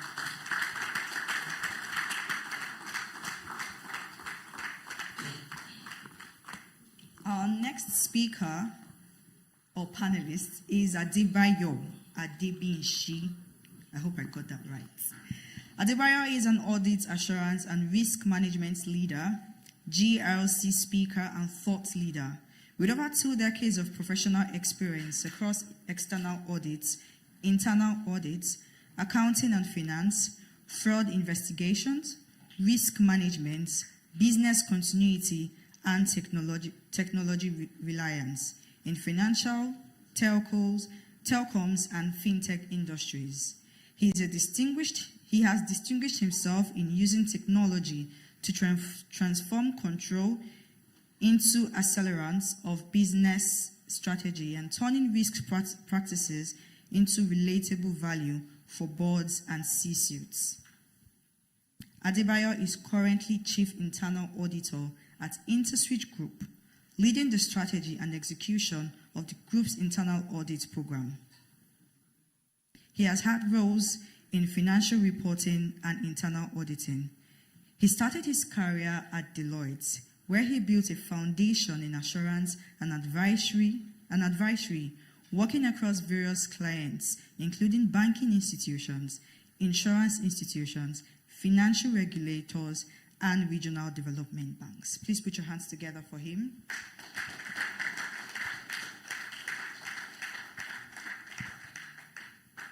Please keep clapping. Thank you. Okay, our next panelist is Okedare Fiyinfoluwa. Fiyinfoluwa is a certified fraud examiner with about 20 years of remarkable experience in fraud risk assessments, forensic investigation, internal audits, information technology audits, third-party compliance reviews, and business process re-engineering. He is an alumnus of Coventry University, UK. He has facilitated several trainings on internal audits, internal controls, risk assessments, IT audits, and IT governance. He is currently a resource person in the Technology Faculty of the Institute of Chartered Accountants of Nigeria. He is also an adjunct lecturer at the African Academy for Counter-Fraud and Anti-Corruption Studies, where he lectures forensic accounting and investigations. His weekly letter to auditors, titled Dear Auditor, is widely read on LinkedIn. He is a global ISACA mentor, passionate about emerging technologies, possessing strong project management skills, multicultural competences, and a commitment to continuous learning. Please put your hands together for him. Please keep clapping until he sits down.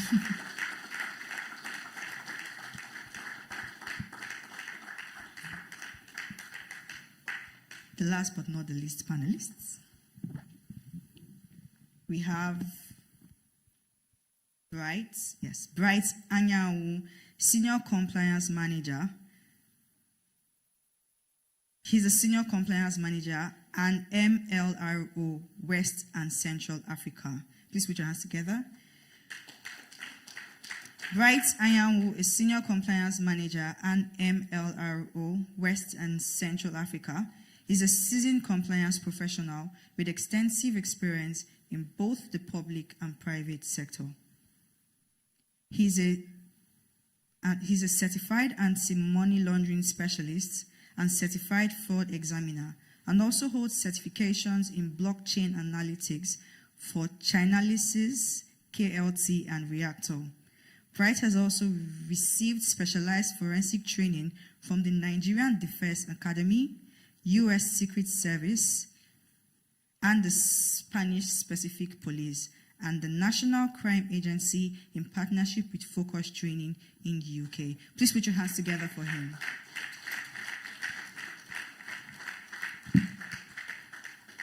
So now we would hand over the room to Sherry. Sherry, thank you. Thank you very much. Good morning, everyone. I needed to look to make sure that we're still in the morning. So good morning, everyone. A special thanks to UBA, really. I think this is outstanding. This year is the 25th annual celebration of International Fraud Awareness Week. And as much as it's the 25th year, that's worldwide, globally, right? I think we are beginning to wake up. And I think it's awesome. And you know when you say Nigeria doesn't take last, we don't. We may be late, but we won't be last.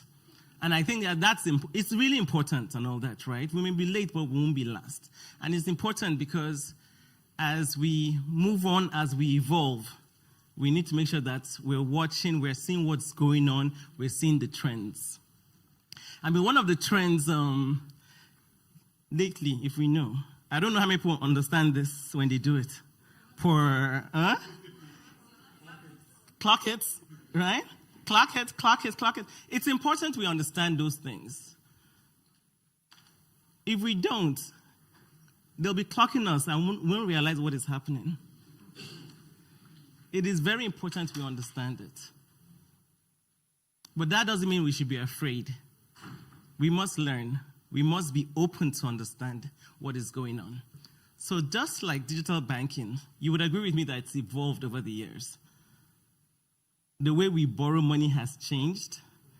We don't need to get our great-grandfather's rights. You know that right wheel of his Volkswagen tire to bring to the bank until we pay back, then they return the tire to him because he has to show the village that he has his Volkswagen. The way we save has changed with digital banking. The way we invest has changed. The way we transact across, within Nigeria, within Lagos, within us and those in the village, within those, us in even the US, globally has changed. And all due to digital banking. You have the USSD now, you have the wallet fundings, you have even the fintech integrations going on. So much is evolving with great ideas, innovations. But with all of that, as Prof said, as you're building, they're building. As you're building, they're building. But again, I say it's not for us to be afraid. As we build, we watch and protect. As we put into, as we make our systems go live, we watch and protect. As we come back and tweak our systems, we watch and protect. We must watch and protect our assets. We must. So this panel discussion is actually, is not only timely, it is essential, it is required. And so with our esteemed panelists here, I must tell you, to me, they are family. I've known them for years, both in the industry and actually within the anti-fraud space. So they are family. So yes, they came up here shaking my hand, but we already gave ourselves hugs earlier on. But I think this topic is actually quite important. It's something that we must understand. And we're actually going to not only talk about threats, but solutions, what financial companies should do, what customers should do, what regulators should do, what even fintechs should do. It's very important. So can we get do you have a microphone there? Yeah. Okay, excellent. So let's go into this. So my first question would actually go to Adebayo. So with so much increase in digitalization within the financial services space, right? What would you say are the high fraud risk currently within that space? And once you take that, others can actually pitch in. All right. Thank you very much, Sherry. Yes, it's good to be here. Before I answer the question, I just want to pay a little homage to UBA. It's like homecoming for me, so I'm very happy to be in this theater once again. So what are the big issues on the risk side? I mean, how many can we call big? Honestly, I think I'll just take a few and allow my colleagues to also pitch in. The very celebrated identity theft, phishing, and the voice side of it with the V, right, is key. Social engineering generally, it's happening. And there is a convergence between the local 419 thinking and, social information security sort of attack, right? So there's been a convergence in the tricks that they used to kind of carry out, and how that morphs into the big terms of phishing and vishing, as we say today. But beyond that is also the bit of the like Prof was saying, what the changes you talked about are kind of brought to us. So what are these changes really? It's speed, basically. The way we bank, the way we save, the way we invest. If you look at it from the balcony, take a balcony view, it's speed. It's convenience, right? And that speed and convenience basically, gives something away. So every movement, every new technology, we are trading between convenience and security, speed and security. And then I'll rest it here for others to take it, because there's still a lot to talk about, is the AI power, right? Aligning with what Prof said earlier. Technology has democratized knowledge. So knowledge is no more the old ally that we knew. Everybody, both the blue team, red team, black team, we are on the same pedestal of knowledge now. So it depends on how you use the knowledge and how fast you do it. So I'll stick with the social engineering bit, and then the AI kind of, I'll say integration now, that brings in the deep fake and, the element that we have only seen in Hollywood that we have not actually seen but already existing. I'll allow my other colleagues to pitch in before we go on. Okay, so Finn, go ahead, please. If you can answer the same question. For me, I will leverage more on the aspect of the consistent manipulation of human behavior, which comes from the fact that these fraudsters, they are on the dark web every day, exchanging customer details, exchanging the way the bounties that they have gotten for a fee, and which is most times Bitcoin. Yes, we are here and we are learning. We are sharing the awareness. But right there on the dark web, they are putting together information to form another brute force for another institution to carry out their threat. And for example, script kiddies, they even do it for fun, for the excitement that, oh, I was able to brute force into bank A. Let us go and brute force bank B. And this comes to even customers. The manipulation even comes to customers. We're not just talking about the infrastructure of the bank that they are trying to brute force into.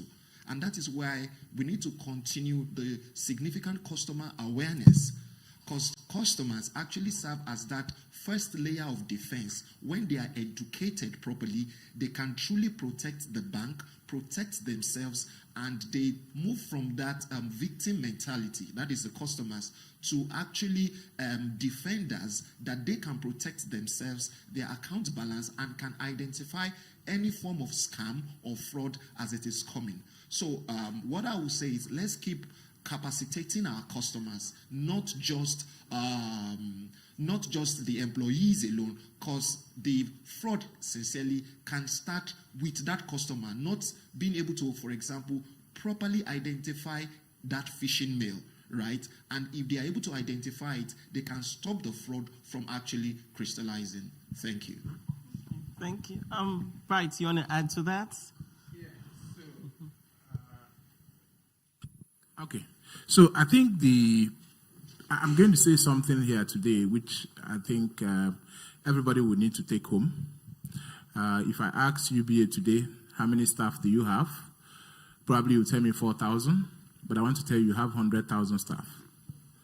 So what am I saying? We have a lot of Gen Zs. If we break down your staff into 100%, 60% of them belong to the class we call Gen Zs. They share information. There is no hold bar. They share this information online. They share it with their friends. I can tell you, each one of them seated here, 2 or 3 of their friends know how much they are paid. They are not like the oldies, the 80s, that everything is hush. Literally, you keep your things to yourself. People are sharing a lot of data. And that is why I say the biggest fraud risk to the bank is that are caused by their own staff, knowingly or unknowingly. And that's why when fraud hits perhaps any financial institution's internal ledger, it's usually very heavy and big. The frauds that happen in billions, the one that the bank start running to the EFCC, please help us look into this. So I think that's where I see at the core of these things. Every fraud is done to satisfy a human need, a human flesh. So the biggest risk to that is your staff. Thank you. Okay, so let's stay with you. Thank you very much. I like the different things that was mentioned, I think, by each of the participants and all that. I think for Finn, when he spoke about even just customers, the part of customers to get educated and actually be, I will use the term, the front line is very important. We'll get to that. But right now, Bright, still on you. So you've mentioned in terms of employees, and yes, well, if UBA says they have 6,000, they actually have hundreds of thousands. And of course, that also goes for any other institution, not just UBA. Not just UBA. And we understand that.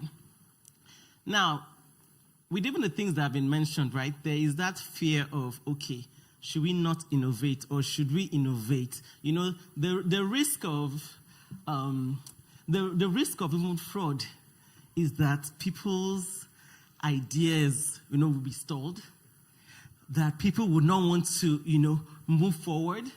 They want to stay where they are. They don't want to explore. And that happens across board, where you have the Gen Zs that are more bold and, and giving out more information and all of that. You have even, the other generations, like us and others, right, being a little more restrictive in terms of ideas and even exploration. So where should be the balance in terms of innovation and just in terms of fraud prevention mechanisms? There needs to be a balance, right? Because, hey, the world is moving. Digital banking, as you can see, we've seen so much success with it. So how do we strike that balance between innovation and fraud prevention mechanisms? Okay, so I would say where many banks are innovating today is in terms of their products. The banks are, making efforts to, I think largely the efforts are on the bottom line and how do we improve user experience. But most times, even the compliance team is not aware of the bank's products. They get to hear of those products when the products are near completion. Then you see compliance, please come and check this thing. Is there anything we need to do? But the compliance person does not even understand the product. He does not understand the technology. And that is where we get it very wrong from the beginning.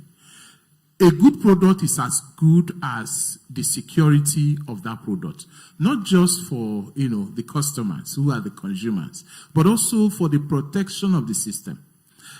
There's a law today in the UK which came into effect, I think, 1st of September, failure to prevent fraud offense.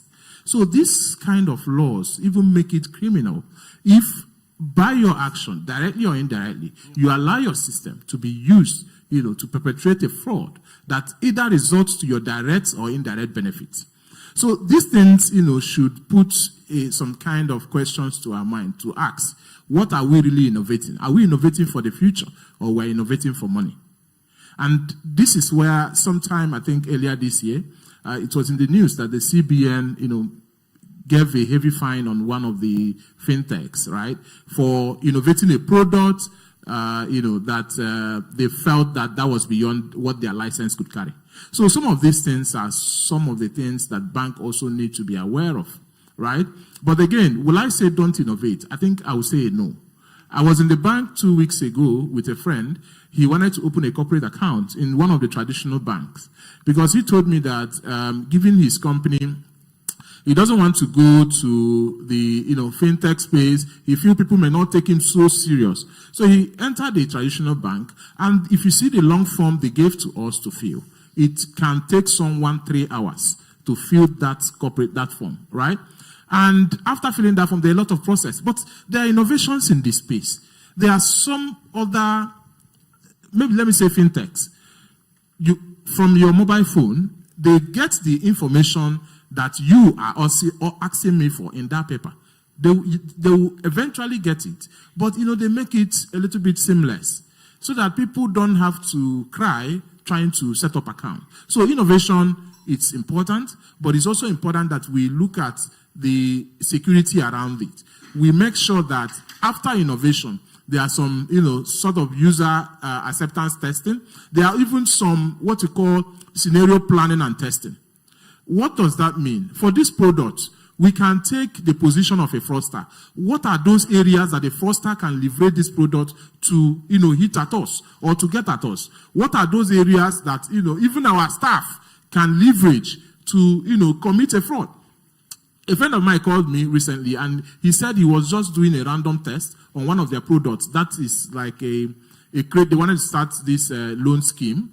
They realized that, normally when someone take a facility, then when there is an income flow to that account, by the maturity of that facility, it's supposed to, nail off, or it's supposed to have some nailing effect on the balance.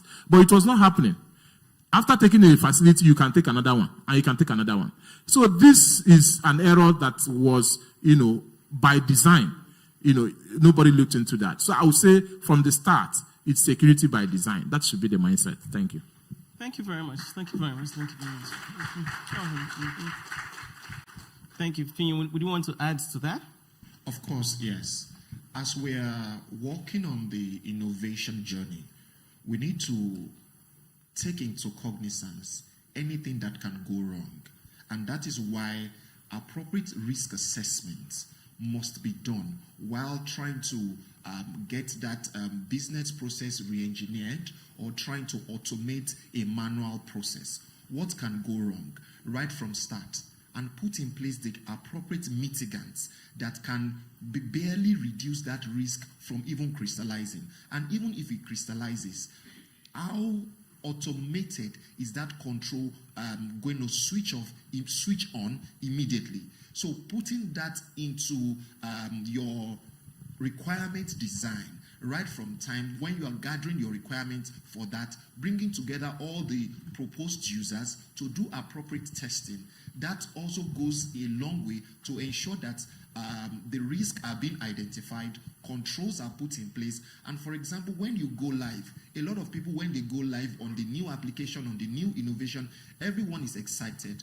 They forget post-implementation review, where you look at, lessons learned from the stress test, from the user comments, user feedback when it is live, and how can we inculcate all those feedback into perhaps a version upgrade when the time is due. So for me, in appropriate risk assessment, putting in place the controls, and doing a post-implementation review even after that innovative technology is live is quite important. Thank you. Thank you very much. Thank you very much. Thank you very much. Okay. So I think from what they both said, for UBA, I can bank on the fact that when Leo was being developed and pushed out, all these things was taken into consideration. Because at least as of right now, Leo stands to be quite adaptive, innovative. When I was talking to someone about Leo, we're talking about it being, UBA even being the first African bank that had an AI-enabled chat box.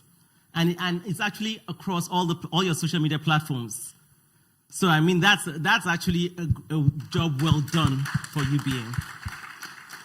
So, of course, no one wants to stall innovation, and we shouldn't. We should actually encourage it. But with so doing, there are different fraud prevention mechanisms that we should, as we're even thinking about, as you form your war room to put, innovative, the new generation, the old generation, everybody in place. That war room, you should actually have your anti-fraud champions. Where are you? The anti-fraud champions. You need to be in that room as well from the beginning. So as the design is being done, as you're creating things, as even, you go the different stages, whatever project style you're going with, whether agile, whatever the case may be, you have people poking it to see what can go wrong, what has gone wrong, and then quickly adjusting. Innovation is key. Innovation is the only way to go, but we must watch and protect as we build. Okay. Fini, I come back to you, right? During the first questions, you were speaking about customers' education. So in all of this, right, in terms of just mitigating fraud risk within the digital space here, go a little into in terms of customer education, right? And what is needed and what should be put out there. Thank you very much, Sherry. For me, I'll say customer education happens to be one of the least utilized or the least leveraged cyber defense strategy that is currently being used even across Africa. Some institutions use it more than the others. Yes, for example, we have, technology can detect a malware, right? A process that is well defined can actually stop an anomaly from going through. But it is only a well-educated customer, well-informed customer that can sincerely stop a social engineering.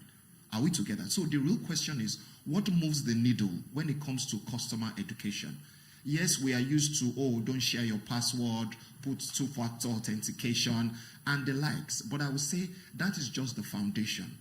We must move from technical awareness, right, to behavioral awareness, because that fraudster is going to leverage on the behavioral attitude of the customer.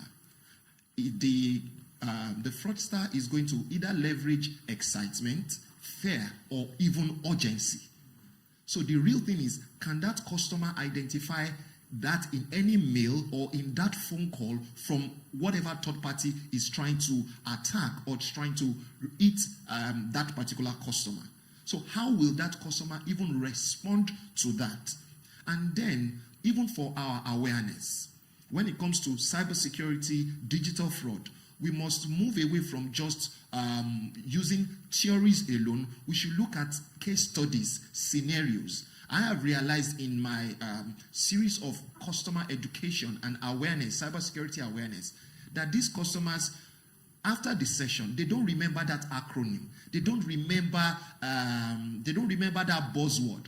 What they do remember is that scenario that was played out to them. And they see how, for example, the reaction to stop that particular incident was done. That sticks more with the customers in that kind of education scenario.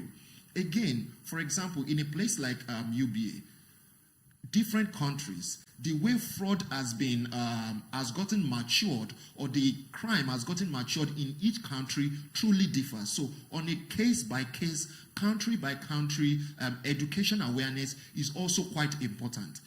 If we continue to educate our customers, they will have that confidence that, yes, I can be my own cyber defense by myself, and I'm not just the victim, by being able to identify what is going wrong and how they can attack it even in the midst of that attack. So for me, I would say cyber intelligence is very important, and it comes from these various scenarios that we play out to them when we are giving out this customer awareness or customer education. And yes, we are doing it. We must continue it. And yes, the Fraud Awareness Week is also helping to push this forward, but it has to be a daily thing, a continuous awareness for these our customers, so that they can truly protect the digital ecosystem of the country. Thank you very much. Thank you. Thank you. Okay, and what you said is actually very key, and I know that the UBA team, I keep on coming back to the UBA team because I think it's important, and you noted that this started a few years ago, and we actually look up to you to actually continue this fight, and us for it to even spread across even just other industries as well. I know that it was mentioned that there was an anti-fraud clinic that took place, I believe, on Tuesday or Wednesday. So part of that, and you went to your customers. So, of course, the expectation, which I am very confident about, is that there was that education that was taking place in regards to fraud. And even just what Fee noted, that education is key, and not just during this week. It has to be continuous and all that. And when I think the ED was speaking, I believe it was the ED that was speaking, spoke about from Nigeria to Accra, from Nairobi to Abidjan, right? And the expectation is, as these fraud clinics took place and will continue taking place, that it will actually mimic what is going on within those countries. Because what is going on in Nigeria may not be the same thing that is going on in Abidjan, may not be the same thing that is going on in Accra, right? They may be advanced, or they may still be a little present, whatever the case may be. But the key is that education should actually continue taking place amongst the customers. Okay, so Adebayo, now to you. So in terms, there are different cybersecurity frameworks across board, right? And what do we need to do to kind of make sure that the cybersecurity frameworks is adaptable, right, to even just the fraud threats that we have? How can we, and you mentioned something, right? We don't want to just tick the box. I mean, we moved away from that. One of the teams in an organization this week is, smart people plus smart systems equals to zero fraud. We don't want to just tick the box. We want to make sure that these things work. We are smart people. We have smart systems that we've invested in. We need it to work, not just to have it on paper. So please. All right. Thank you. And before I answer your question, I just want to tag on what the last question for Faye around when we sensitize the customers, we can also make it as personal as possible. Again, it's important to look at the landscape. I have this experience where in a certain country, in two different countries, we had the same scenario playing out, but this country A was very fast. The fraudsters were very fast to plug in. They, in fact, set up like quick network to, cash in. Meanwhile, there was this other country where the same exposure was there, but nobody was cashing in. So when we are doing our fraud awareness again, the question is now, do I want to, expose all these things in this side? But again, we have to be bold. There's a way we can send the message without helping the guys to connect, but eventually they will connect on the dark web, so we can go first. Now, to the question of framework, and I don't want us to talk too much paper, right? Yeah. I will just stick to what I've seen worked is being plugging into what is available locally, whether it's government, whether it's central plugs that we can plug in, so that typologies is available to our view and we can set up to defend. Internationally also.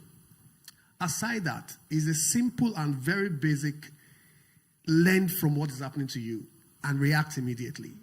What I find is a lot of management, when we manage incidents, a lot of those incidents are managed so that even the ED or the MD does not get to know in some organizations, right? I believe that's not the case here because there's supposed to be a lot of transparency. There should be, if it is required, a threshold that takes us into a crisis management situation where we have a CMT meeting, we have an operational team responding, and all those things are documented. And we learn, immediately after that incident, no matter how small, we go back to debrief, we go back to readjust the setup that we have, and we show evidence that we have done that. I think with the number of incidents that we have across board, if you are a very active company like UBA, there will be incidents coming that you are defending. Are you just that treasure trove of just getting things back into our setup and making sure that we have defended this scenario, bring another scenario. That would be the very easy way. If we talk about the paper framework, I think, yes, there will always be frameworks, but the important thing is, are you learning from the things that is happening in your organization and setting up in a way that you can defend? That's, of course, that's barring the existing, connections to global databases. You are connected to this one for Nigeria, globally. But aside that, when things happen, how quickly can we learn and reinvent our frameworks to be able to react? That would be my quick... okay, thank you very much. Thank you. So that was good. I mean, he made it simple, right? And I think that applies to anything. Disaster recovery, whatever the case may be, right? When that scenario plays out, right? You come together, you get the lessons, and that lesson is what you use to reinforce your systems once again. But of course, as Prof said, yeah, although he actually mentioned myself when he spoke about this, tone at the top. It is so important. Employees have to feel a bit secure that they won't get too much in trouble when they report cases. Near breaches, a slight breach but was stopped, or even a full breach.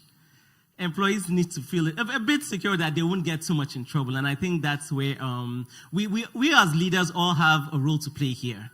Not just UBA. We as leaders really have a role to play in this, right? In whatever space we are. Because that lessons learned, it is very important. Right from even little projects down to this, it is important. Because as we learn, we actually can rebuild stronger. As I think it was Ifeanyi or Bright that mentioned earlier, right? That in the dark web, they are coming together with their thrones. and they're celebrating what they've gotten.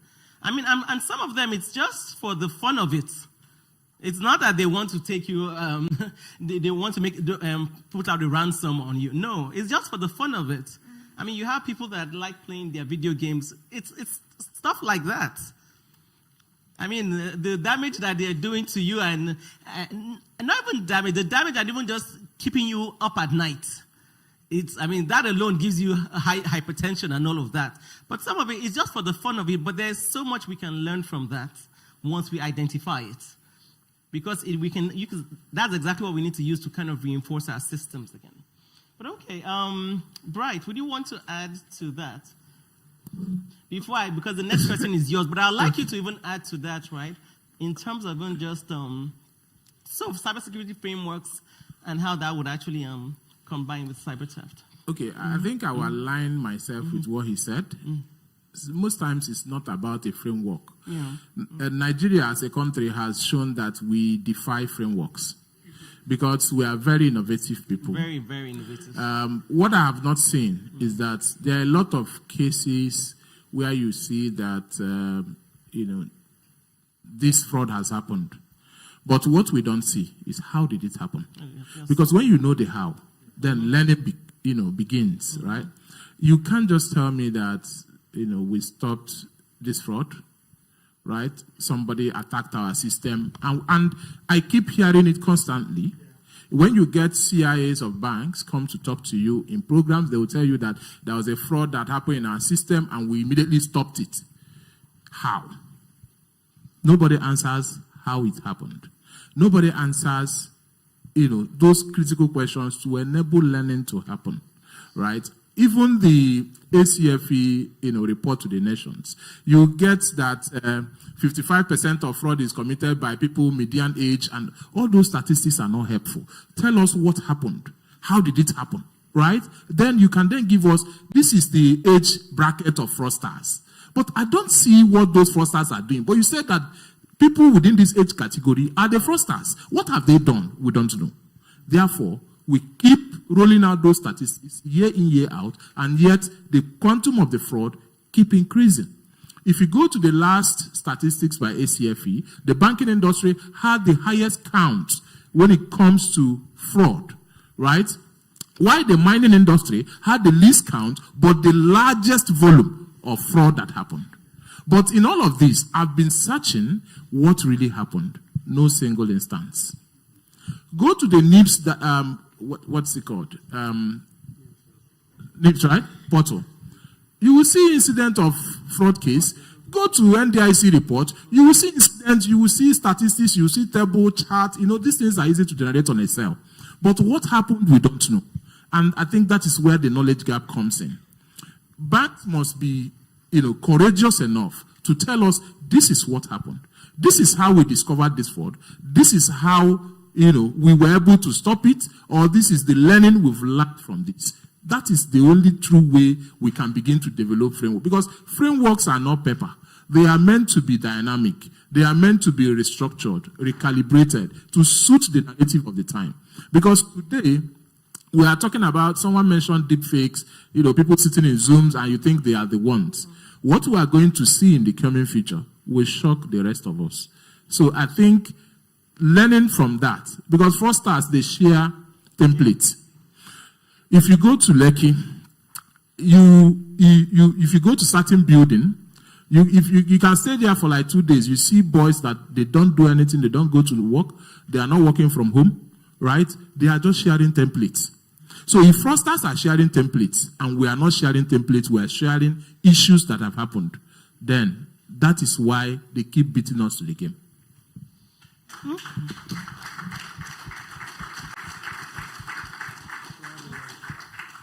Yeah, go ahead. Just a line to support what he said, and it's talk about the internal collaboration first. Something that we can do a day after today, I like to talk about practical things, is to start to document some of those scenarios, even for our own organizations. So you can give your engineering guys writing a product a bouquet of scenarios that that these are ways that just put it on their table as they are discussing the product. It's talking about external collaboration. Internally also, we need to collaborate within the teams, product, engineering, sales, compliance, and internal audit. So that's an idea that we can immediately try to use day after today. Okay, thank you. I think during introductions, they mentioned there's an association of CAEs of different banks. So I expect that they're taking this back to actually go and talk and to speak about it and to collaborate. Yes, as much as we're moving away from frameworks, I still think we need to understand frameworks. There's a framework, there's just like a checklist, there's a framework, but you need to be able to implement the framework, and then from feedback from implementation of the framework, you go and adjust that framework. That is what you need to do. So as much as we go back and forth, there are a lot of frameworks out there under ISACA or whatever the case may be, but you take these frameworks, you actually see how it actually works within your organization, you tweak it. As you tweak it, you actually learn from it and you implement it. I tell the sector I'm in that Nigeria has a lot of policies, a lot, right? And there's a risk there of over-policing. But the problem is that implementation of the policies. So that's what you hear here when we talk about frameworks, right? It's the implementation of the frameworks, implementation of the policies. And an organization can actually easily get into that umbrella where you have policies for this, policies for that, policies for this, policies for that. And if you're not careful, you don't realize that the policy you created 2 years ago is conflicting with the policy that you created today because you've forgotten about that policy. Why do you forget about it? Because it's not being used. So yes, be picky about your framework, implement it, adjust, and re-implement it again. It's very important.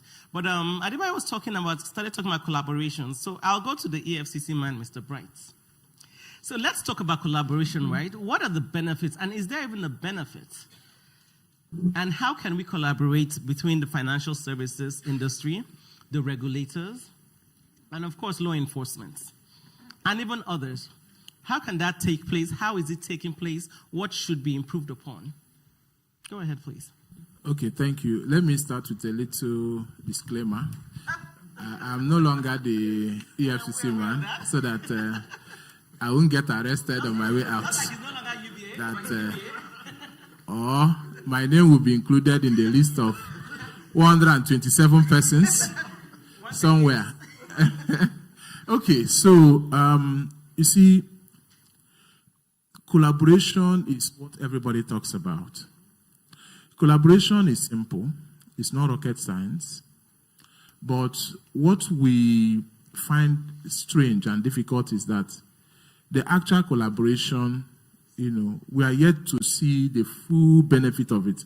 The reason is because the person in EFCC or other law enforcement see you, the banker, as a fraudster. They already see you that there is nothing you want to say.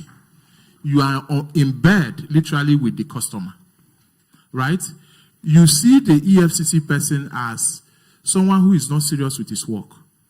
He's just looking for you to come and give them rice during December or look for one money you want to share with them, right?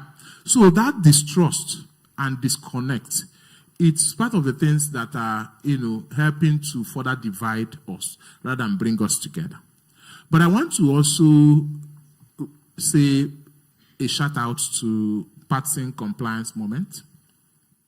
The collaboration I've seen on that particular WhatsApp group, I don't know how many of us are on that WhatsApp group.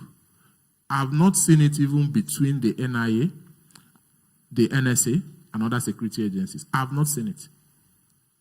Why I'm saying that is because some of us has also worked collaboratively with other agencies, and we know how tough it is to even work together. Now, at the center of it, the big question is, who is the real enemy? The real enemy is not amongst us. The real enemy is the fraudster and that fraudulent behavior, right? Some of the things I've seen that, is done on that particular WhatsApp platform. If government should take ownership of it and it becomes a central coordinating center for data and information sharing, right? It can even be run on a blockchain. So that if I'm in UBA, for example, and someone is telling bank, has blacklisted a particular customer, I can't onboard that customer. As I try to onboard the customer, I'm already seeing that this customer is blacklisted somewhere else, right? And that's the challenge that we have as a country. you see that most of the people we call on the sanction list, I don't know, if you go to the NICSA, the Nigerian Sanction Committee list, the last time I counted about 722 individuals and companies on that list. And that list, was last updated in June this year. If you go to that list and you tell yourself, with this number on this list, at least one day you would have seen one individual who is sanctioned telling you, please, I need money. All of them have accounts. But none of us as banks will agree that they have accounts with us. But they do. Because you can use NIN, register in one bank, use driver's license, register in the other one, use voter's card, register in the other one. Sometimes, even the BVN, you will have two individuals with sharing same BVN. So some of these things, do not help collaboration to happen because there is no central authority coordinating response, right, for data and information sharing. So that in real time, if someone is blacklisted by any bank, right, and of course, that will be sustained by, very relevant rationale. No other bank can be able to onboard that customer without getting perhaps a waiver from either the CBN or any other regulator. So collaboration is happening, but it's staggered, right? If I recall a situation where a particular bank lost money to fraudsters, some banks were collaborating, some were not. Before you know it, the fraudster, has moved the money to other institutions as well. But if we are working together and we know that we are not fighting each other, we are not pursuing profit, right? Having your customer does not lead to my detriment. We are pursuing a common enemy who is the fraudster. I think that collaboration will work even much, much better. Thank you.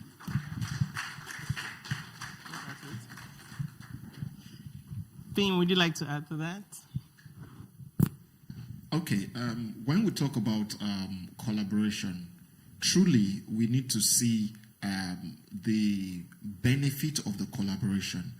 And what has been seen across different value chain is that, as I said, some institutions are sharing information while some, their turnaround time or reaction to providing information, before you know, the funds have gone out through POS.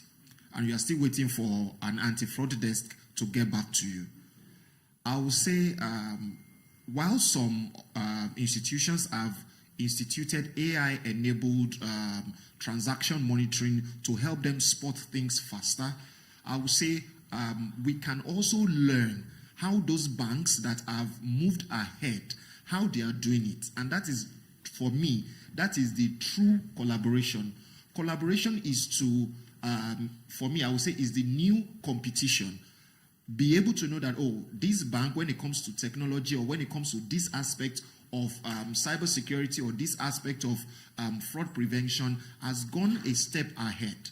We should be willing to, in the power of brotherhood, right, share that information, share what is working for you in your own organization, so that perhaps, if we are truly collaborating, our true enemy is that person outside, not competing with one another. So I would say, let's continue sharing what works in your own institution, because as we've said, there is Association of Head of Internal Audits, the same way we have for compliance, the same way we even have for anti-fraud units. But the truth is, it's not about having just another association again tomorrow. The real sense is, what have we been able to derive from working together? It's working with you. It's working well in your own organization. How can you share such information with me so that we can truly help kick out that fraudster or preventing them from getting access to our clients or even to our networks, as the case may be? Thank you very much. Okay, thank you very much. So in the spirit of collaboration, I would actually go to Adebayo. You left us UBA, and you're now at InterSwitch. If you have to speak to yourself when you were at UBA, an internal audits and all that, what would you tell yourself and what would you tell the internal audit team of UBA and other financial institutions in terms of strengthening their fraud prevention mechanism? All right, thank you. Thank you for the question. You must collaborate here. Well, I would say, first, I'm very proud of being at UBA. I didn't have the opportunity, I'll say it that way, to be in internal control or internal audit. I worked in FinCon, and I'm very proud of my time here. So well done to the big institution, Africa's global bank, as we call it. All right, I would say develop the people. Yeah, I would say a lot of time this competency technology is moving faster than the people on the assurance side. We were talking about innovation some time ago. You see, we are innovating in business, innovating product, but the assurance people are just, in the same position, not innovating. So I think we should be very focused on the people and ensure that we speak the same language as business and we are using the tools that business use. I lead an internal audit team now, and we are not looking for friendships, but we have trust with the CISO organization, CIO organization. They trust us, we trust them, we work together. Of course, on a zero trust basis, of course. If you give me something, I will check it. But when it comes to knowledge sharing, being at par in terms of technology, if this is the new tool you are using and you have not, called me, I'll raise my hand up and say, come on, I need to be on my table. Which of my team member is on this training? And when we are ahead of them, we show them also, this is what we are doing. Most times we are trying to catch up because full-time technology is looking for more technologies, new things to buy. We are challenging, but in my team, I think we've been very, very proactive. And we couldn't have been otherwise because we are working in the kind of organization I work with. If you have a factory, if we think about manufacturing, our factory has all these guys, Gen Z engineers, hoodies and the likes. That's why I'm not having a jacket on. So those are the guys that you are working with.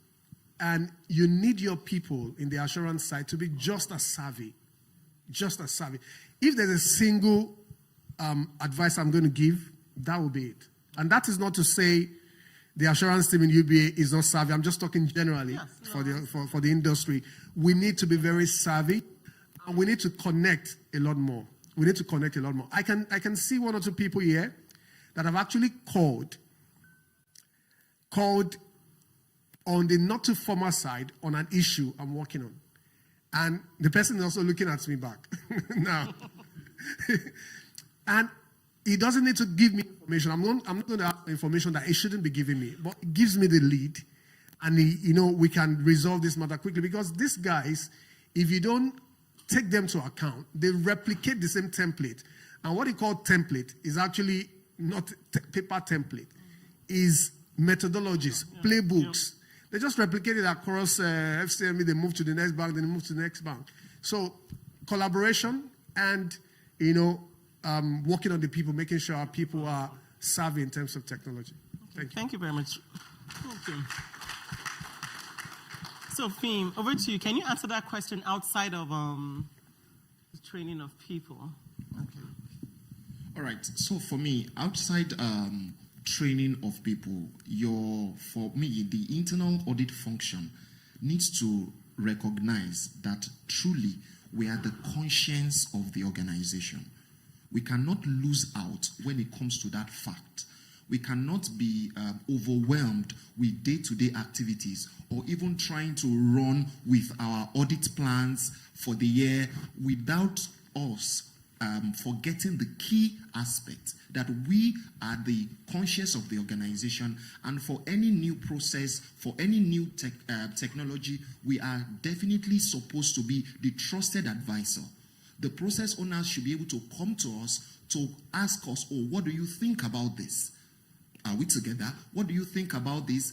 as we are implementing this, what can you chip in for us? From the control point of view and from the assurance side, how can we be protected even as we are implementing this new technology? We can't overflog the aspect of, for example, risk and controls. Yes, we can't overflog it, but we as assurance, whether control, compliance, audit, or fraud or investigation, we should not be overwhelmed in our day-to-day activities, because at times when those requests from the queue, when those investigations, when they come, they truly pour. But we must always remember that we serve as the conscience, and other stakeholders within the organization must see us as that trusted advisor that they can come and talk to. You as the auditor shouldn't be someone, I would, for the better choice of word, you must still remain approachable. You must, the process owner must be able to discuss with you, brainstorm with you, without thinking that, for example, fear of retaliation, or you won't be able to support in the right way. So what I will say is, let's remain the true conscience of the organization and continue to serve as a trusted advisor across all the various processes in the organization. Thank you. Okay, so I know you're picking up your microphone. I'm actually going to ask you, well, this is going to be the last question, but it's going to start with you and come across. I've gotten signs that we need to wrap up. So it's going to be two questions in one. So in terms of leadership and technology, what role does it play in terms of building an anti-fraud structure within within the financial services sector? So in terms of leadership and technology. Okay. I would say leadership will come first. There is something my people say. I don't know how to say it, but they say that you see, when the fruit starts getting spoiled from the head, it's difficult to salvage, right? So, and that is why at the top of everything is leadership. Leadership even allocates resources for technology. So if you have a leadership that is not forward-thinking, if you have a leadership that is not risk-aware, right, it becomes difficult to achieve every other thing, right? So that leadership comes with some sense of accountability. And that's why I like the fact that the CBN they've come with certain punitive measures which prescribe some level of personal accountability, not just to the CCO, CIA, but even to the board, right? Because they recognize that every good thing starts from the top. The employees are also looking at what our leadership saying, right? And that's why I remember those days at KPMG, we used to look forward to sometime around July, August, because the year end then used to be 30th September.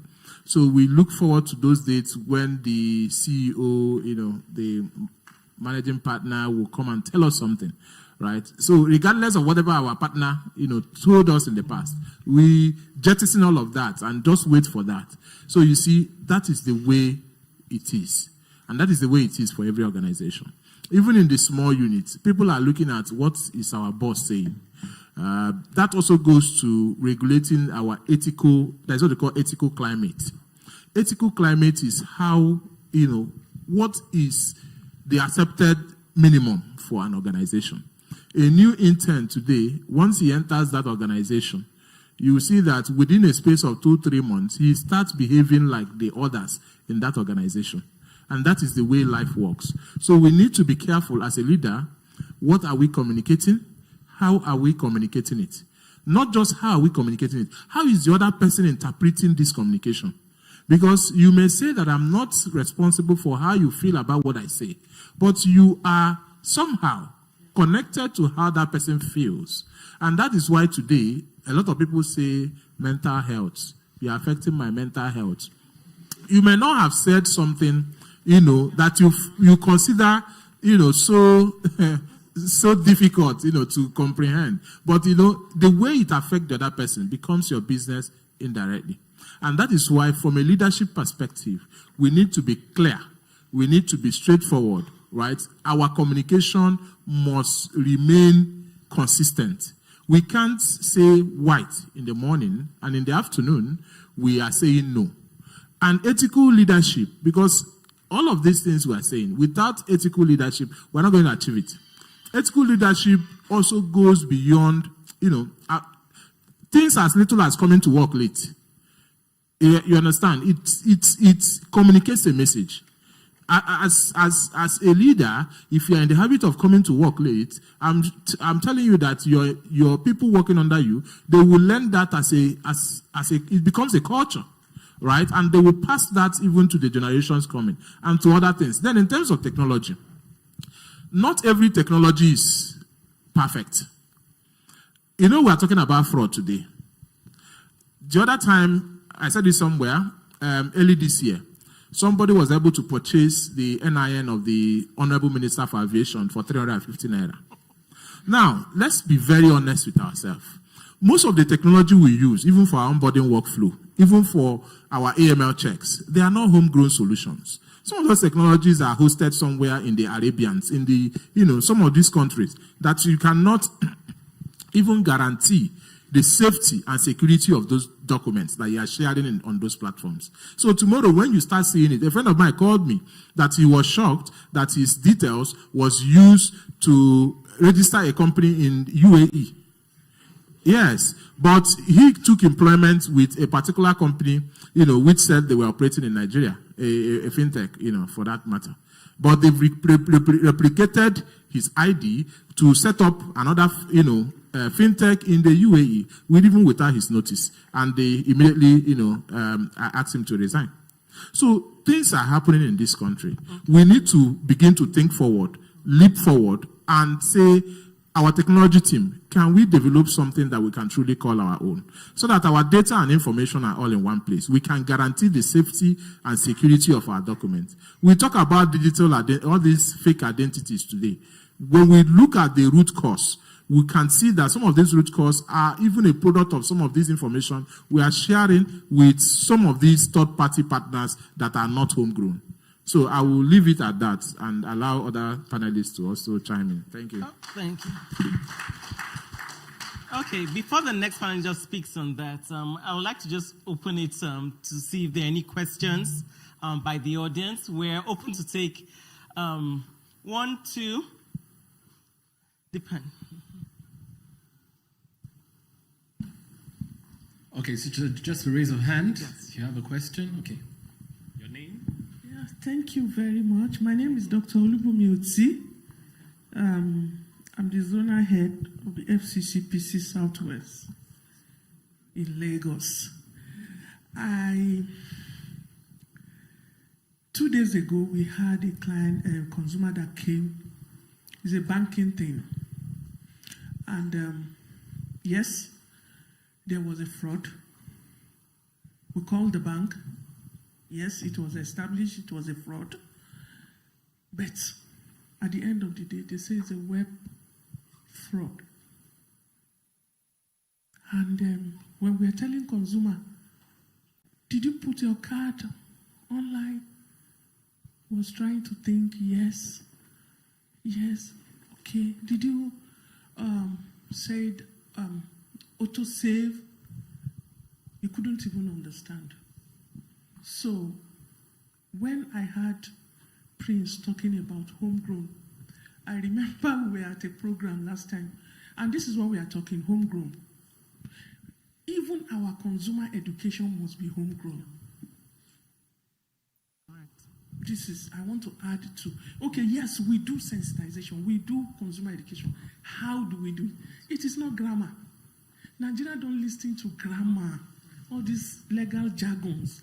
Nigeria will listen to them when you want to talk to the market people and you call one of the Nollywood actors. Put the fraud prevention communication into their mouth and tell them to go and tell them. Yes. Okay, so you want to do it in the north. Call Ali Nuhu. Let him just mount the podium. Put the communication, slice it. Tell Ali Nuhu to tell them. They will believe. We are doing homegrown now. So the church, do you get? It's not jargons. They will not listen. When you will see a professor, doctor, that pastor said he should bathe in a gutter water and he goes there to bathe, and you are doing grammar here. We are not doing grammar. Any communication you want to do, please make it homegrown. And this is how our homegrown works in Nigeria. The gatekeepers, the religious leaders, the obas, the district head, the emirs. These are people that your customer listen to. And you have to go to the street level. You make it their language form. So when we wanted to go to the southeast, we call Zach Oji.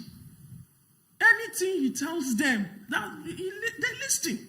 So please, this prevention, and you see at the commission, the FCCPC is very serious about consumer education. In fact, it's critical to our mandate because we believe that an empowered consumer, when consumer is sensitized and has the knowledge, is empowered, and you can't fraud an empowered consumer, it will be very difficult. So you have divided the problem to 50, at least you have 50% result when you do that.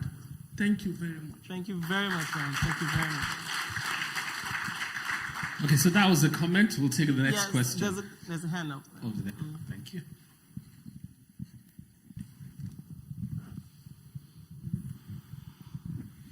Thank you. My name is Michael. I'm with Express Payment Solutions. So I like to talk about, or maybe contribution and then question and collaboration. So I understand that we're mostly auditors or risk team or internal control that is in-house at the moment. My take on collaboration is there's usually a battle in-house with the product team and the engineers or developers. And I don't know if it's unfortunate, a lot of them are not usually in this kind of forum. You know, I like us to, I don't know where we bring about the balance, you know, where the salesperson or the PMO, you know, is, you know, have this kind of awareness that we're talking about. Because at the end of the day, maybe the product manager, for example, goes to the ED or goes to even the MD, and then there's a waiver. I mean, we call it management approval. And then all these controls that we're talking about, that we're trying to put in place, you know, there's a waiver. They're like, okay, is it a showstopper? You know, that's some of the language that we hear. Okay, it's not a showstopper, the product can fly. And then somebody has spoken about profit. You know, is it just about profit and all that? So what I'm saying is, how do we now get the balance? Because I use the word battle. It's usually a battlefront or field when we are talking about this, maybe during UAT or, you know, back and forth on BRD, you know, sign off and all that. So how do we come, you know, that's it. I don't know. Okay, thank you. Any other person before we have the panel? There's someone raising their hand there.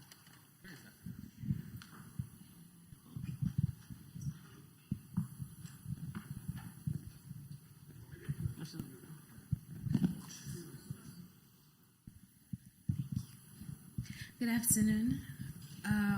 Thank you very much for being here. This was a very wonderful session. My name is Yemisi and I'm a digital marketer. And Mr. Bright, earlier you mentioned that Gen Z overshare information, but I'm very, very curious about that generalization because from what we see across digital platforms, risky information sharing happens across all age groups. So if you are attributing patterns to generation, going by that logic, we could say that millennials and Gen X have low tech literacy. So my question is this. Do you think it is fair to single out Gen Z when oversharing and risky digital behavior clearly happens across generations?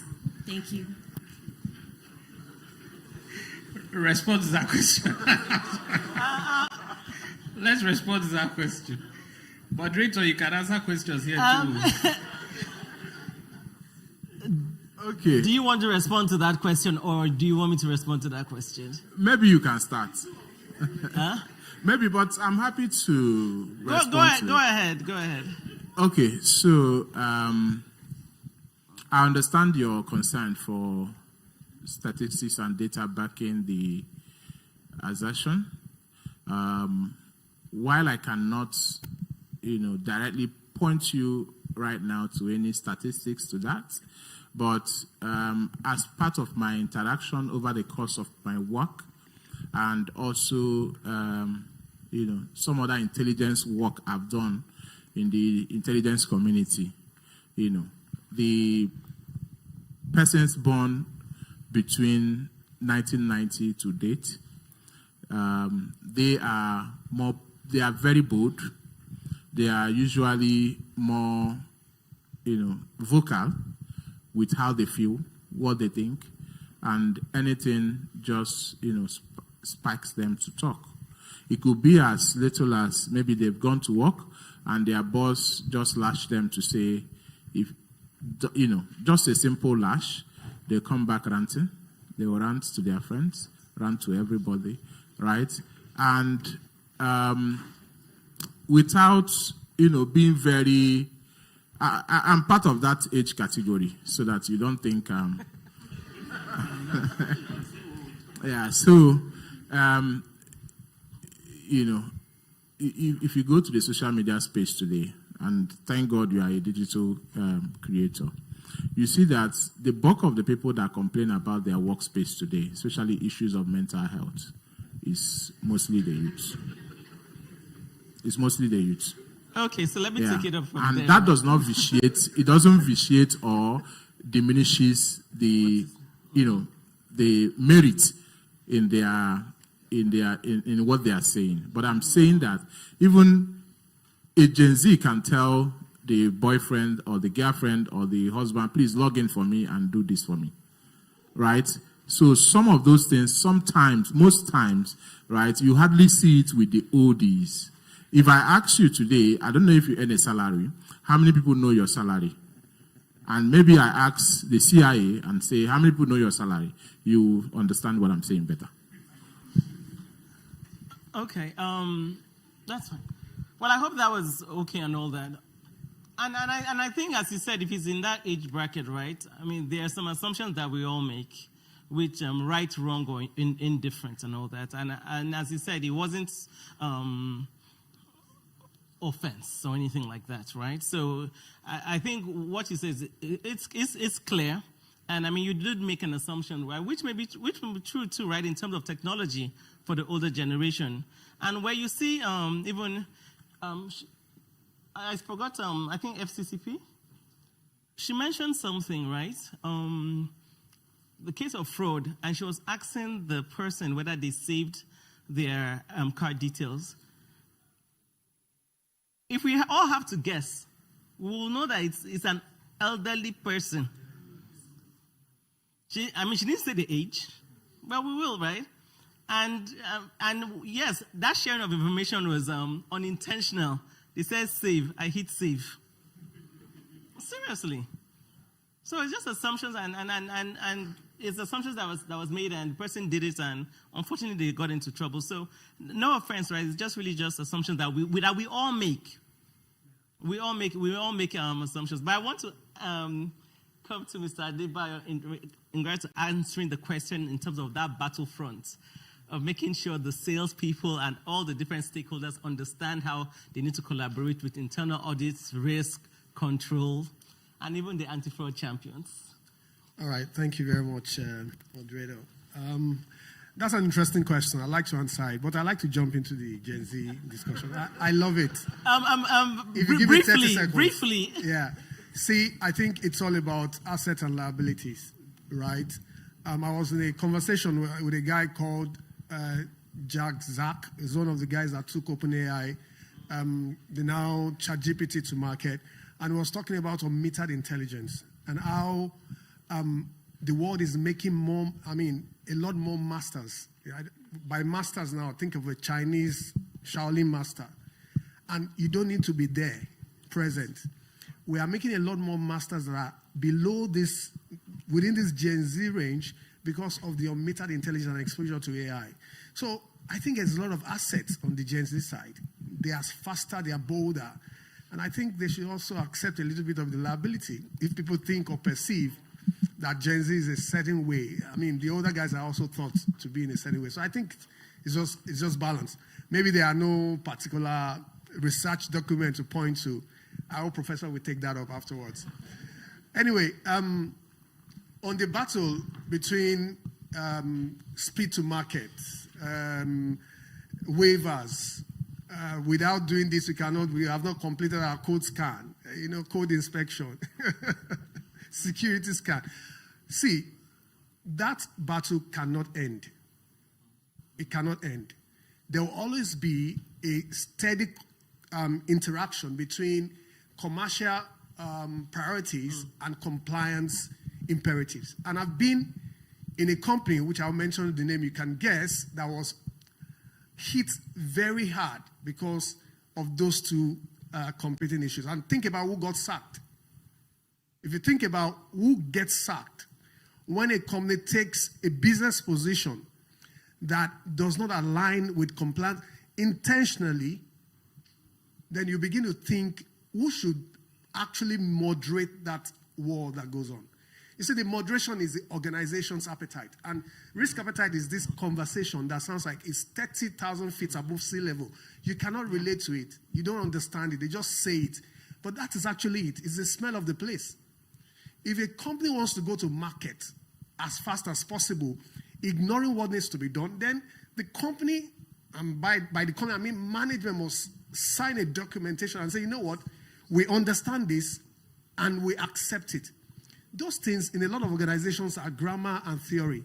I've worked in places where it is practical, where we sit down and organize. See, for the guys in the assurance side, the first point of call is to begin to understand that you need that speed to market to be in business and to speak in that language. Yeah. I understand we need to get to market. These are the things that needs to be done. These are the ones that you need to decide whether you want to go with it, but you need to understand what the risk is. And it's not just by mouth. You need to articulate it using the process that has been set. And I, being an auditor, if I feel that you have taken risk that is above the appetite or my perception of the philosophy of the board, I am at liberty to discuss it with them. Is that okay with you? You will see decisions being made. And having these conversations with engineers, wearing the hoodie, if you can do the S-style, go into their sessions and have conversations. It starts with understanding who they are and knowing what they like to do. Some of them want to complete the project, not because they want to go, not because of speed to market. The guy wants to be proud that he has finished that project. He wants to do another thing. He doesn't have time to sit down there. So on the assurance side, you need to get closer to them, get closer to the salespeople, let them understand it. Explain to them that if we go to market without it, this is what happens, and get the leaders to sort of quickly commit. I fully understand that you want to go to market. These are the things that your documents say you should do. Do you want to do it or not? You don't want to do it, go through the process that the chief risk officer has laid out, where you document that your understanding of the risk unambiguously, because something that thrives in those environments is leaders that want to go to market want to keep the issues ambiguous. You will force clarity. If you are sitting on my side, I force clarity. Force clarity. Let us understand it. I'm not saying you shouldn't go to market. It's not my call. Force clarity and then sign that this is what you do. This is when you are coming back to it. And if I'm not okay with it, I discuss it with management. If I'm still not okay, I take it. And I make that transparent to them. So you are not snitching. So that's how I would say it. Again, it's going to be a continuous battle. Battles get softer when you understand, when you put people on the other end to understand back and forth what they do on the other side and speak from that perspective, not from your perspective. Thank you. Mm-hmm. I see the panelists and the moderators are on fire. But we'll now call on the moderator to summarize and round up. And as soon as she's done summarizing and rounding up, we'll just have your photo session. And then we'll pick it up from there. So, moderator, over to you. I'm moderating you now. They forced us to end. Well, ladies and gentlemen, I mean, there are some key things that we've taken from this, right? Well, one of the key things is collaboration. Collaboration within the team, collaboration within the organization, and collaborate within the sector. Ladies and gentlemen, my panel, thank you very much for today. Thank you. Thank you. So panelists, you may rise. You'll have your photo session immediately.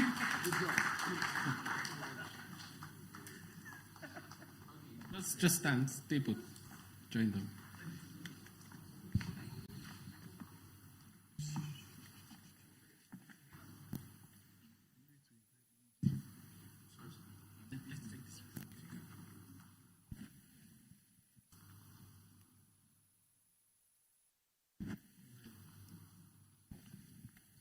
Okay, so join them in their middle, be in their middle.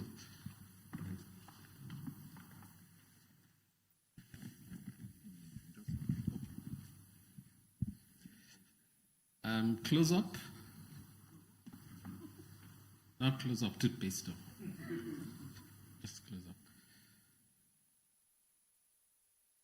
No, we'll take it again. So, Oga, smile. Yeah. Relax, smile. A handshake. You can do a handshake. Not everybody. All right.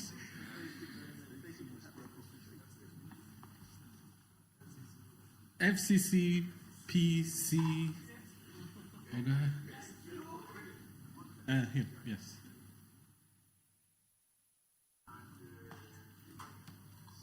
Who's that? What?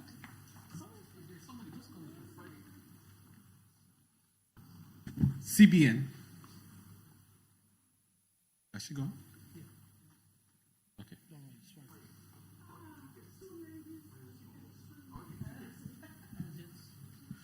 All the organizations represented here.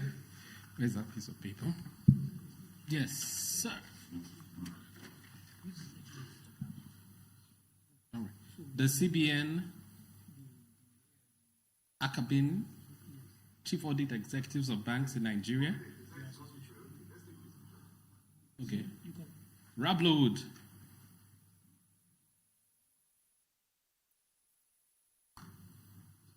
NDIC.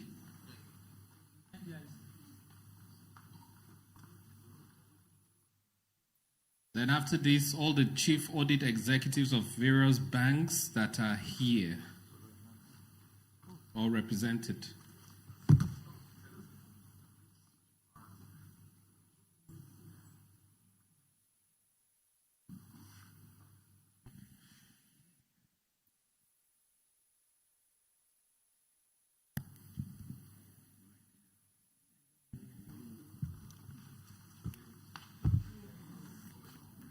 Yeah.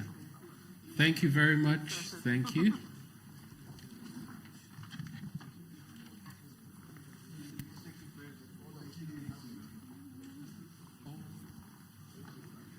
All chief audit executives from various banks that are here, all audit executives, if you are from any other bank outside UBA, you can come out.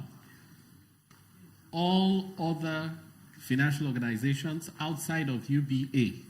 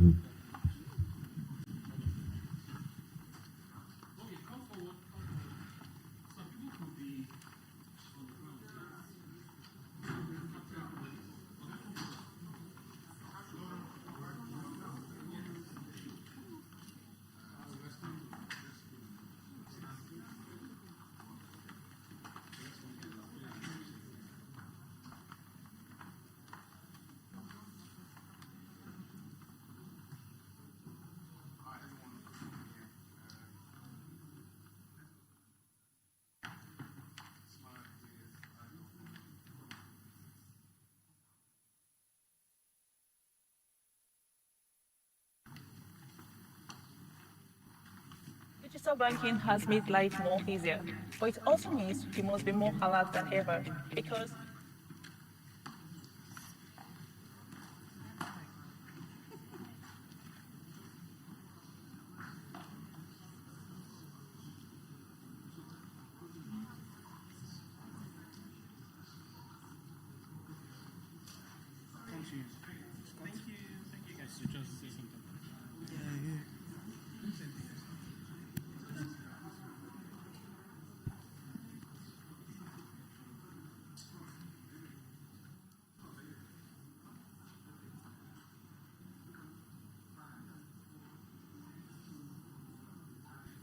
Okay, that was an amazing panelist session. Please put your hands together for Sherry. Okay, we're slowly drawing the curtains to the end of this event. We would invite Johnson Onyiruka for his closing remark. Please put your hands together for him.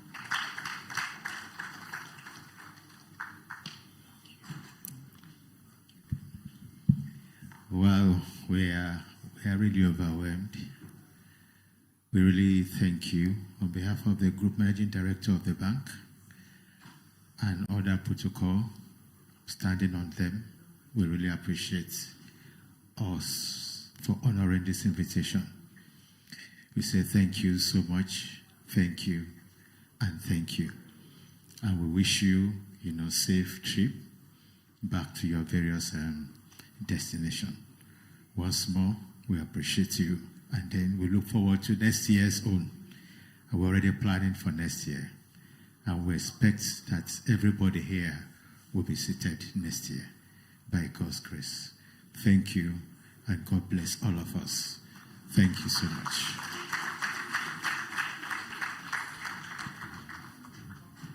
digital banking has made life more easier, but it also means we must be more alert than ever because one wrong click can open the door to cybertheft. This week, we'll be hearing from 5 insightful speakers. They'll be telling us about how to prevent fraud, giving us tips, expert advice, and sharing real stories. The Fraud Awareness Week is about empowering our customers and the wider community to protect themselves from fraud, especially in our digital channels. Fraud is evolving, scammers are smarter, but awareness and vigilance can keep us one step ahead. Do not share your PIN, OTP, or password. Your bank will never ask for them. Security in today's world is actually everyone's responsibility. Always verify before you ask, whether message, call, or link. This year, our team is combating fraud risk and cyber theft in digital banking. Protecting your money starts with awareness, and awareness starts with you. Together, we can reduce fraud risk, stop cyber theft, and build a safer digital banking experience for everyone. Let's stay secure, let's stay safe, and let's stop the fraud.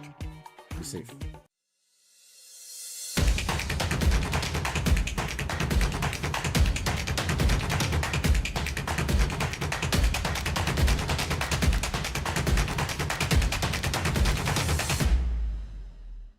Good day, everyone.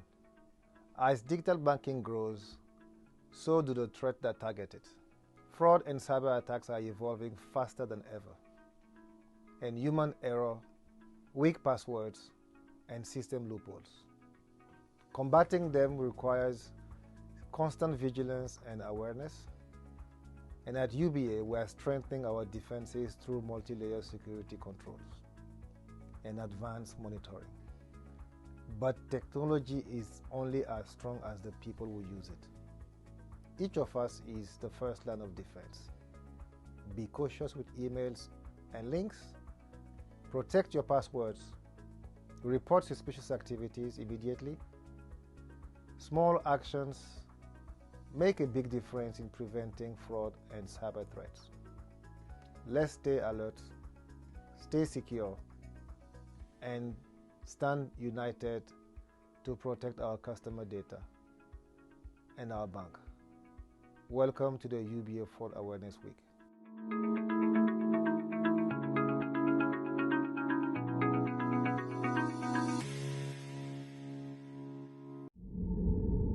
For trades that will last, you need the right structure.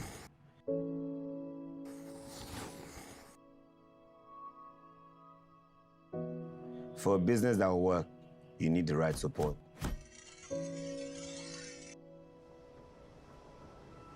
We know you want your craft to be around for generations, and we see all you are doing to make sure of this. We know you want to expand your business and would not mind a little help. We have created unique solutions for you. From everyday banking needs that save you time to funding your business dreams. You know your business and we support your needs. Let us help you build for tomorrow. Open an SME account today.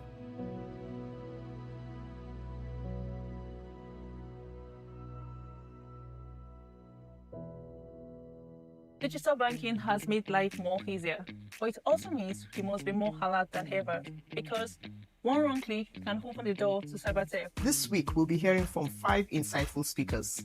They'll be telling us about how to prevent fraud, giving us tips, expert advice, and sharing real stories. The Fraud Awareness Week is about empowering our customers and the wider community to protect themselves from fraud, especially in our digital channels. Fraud is evolving, scammers are smarter, but awareness and vigilance can keep us one step ahead. Do not share your PIN, OTP, or password. Your bank will never ask for them. Security in today's world is actually everyone's responsibility. Always verify before you ask, whether it's message, call, or link. This year, our team is combating fraud risk and cyber theft in digital banking. Protecting your money starts with awareness, and awareness starts with you. Together, we can reduce fraud risk, stop cyber theft, and build a safer digital banking experience for everyone. Let's stay secure, let's stay safe, and let's stop the fraud. Be safe.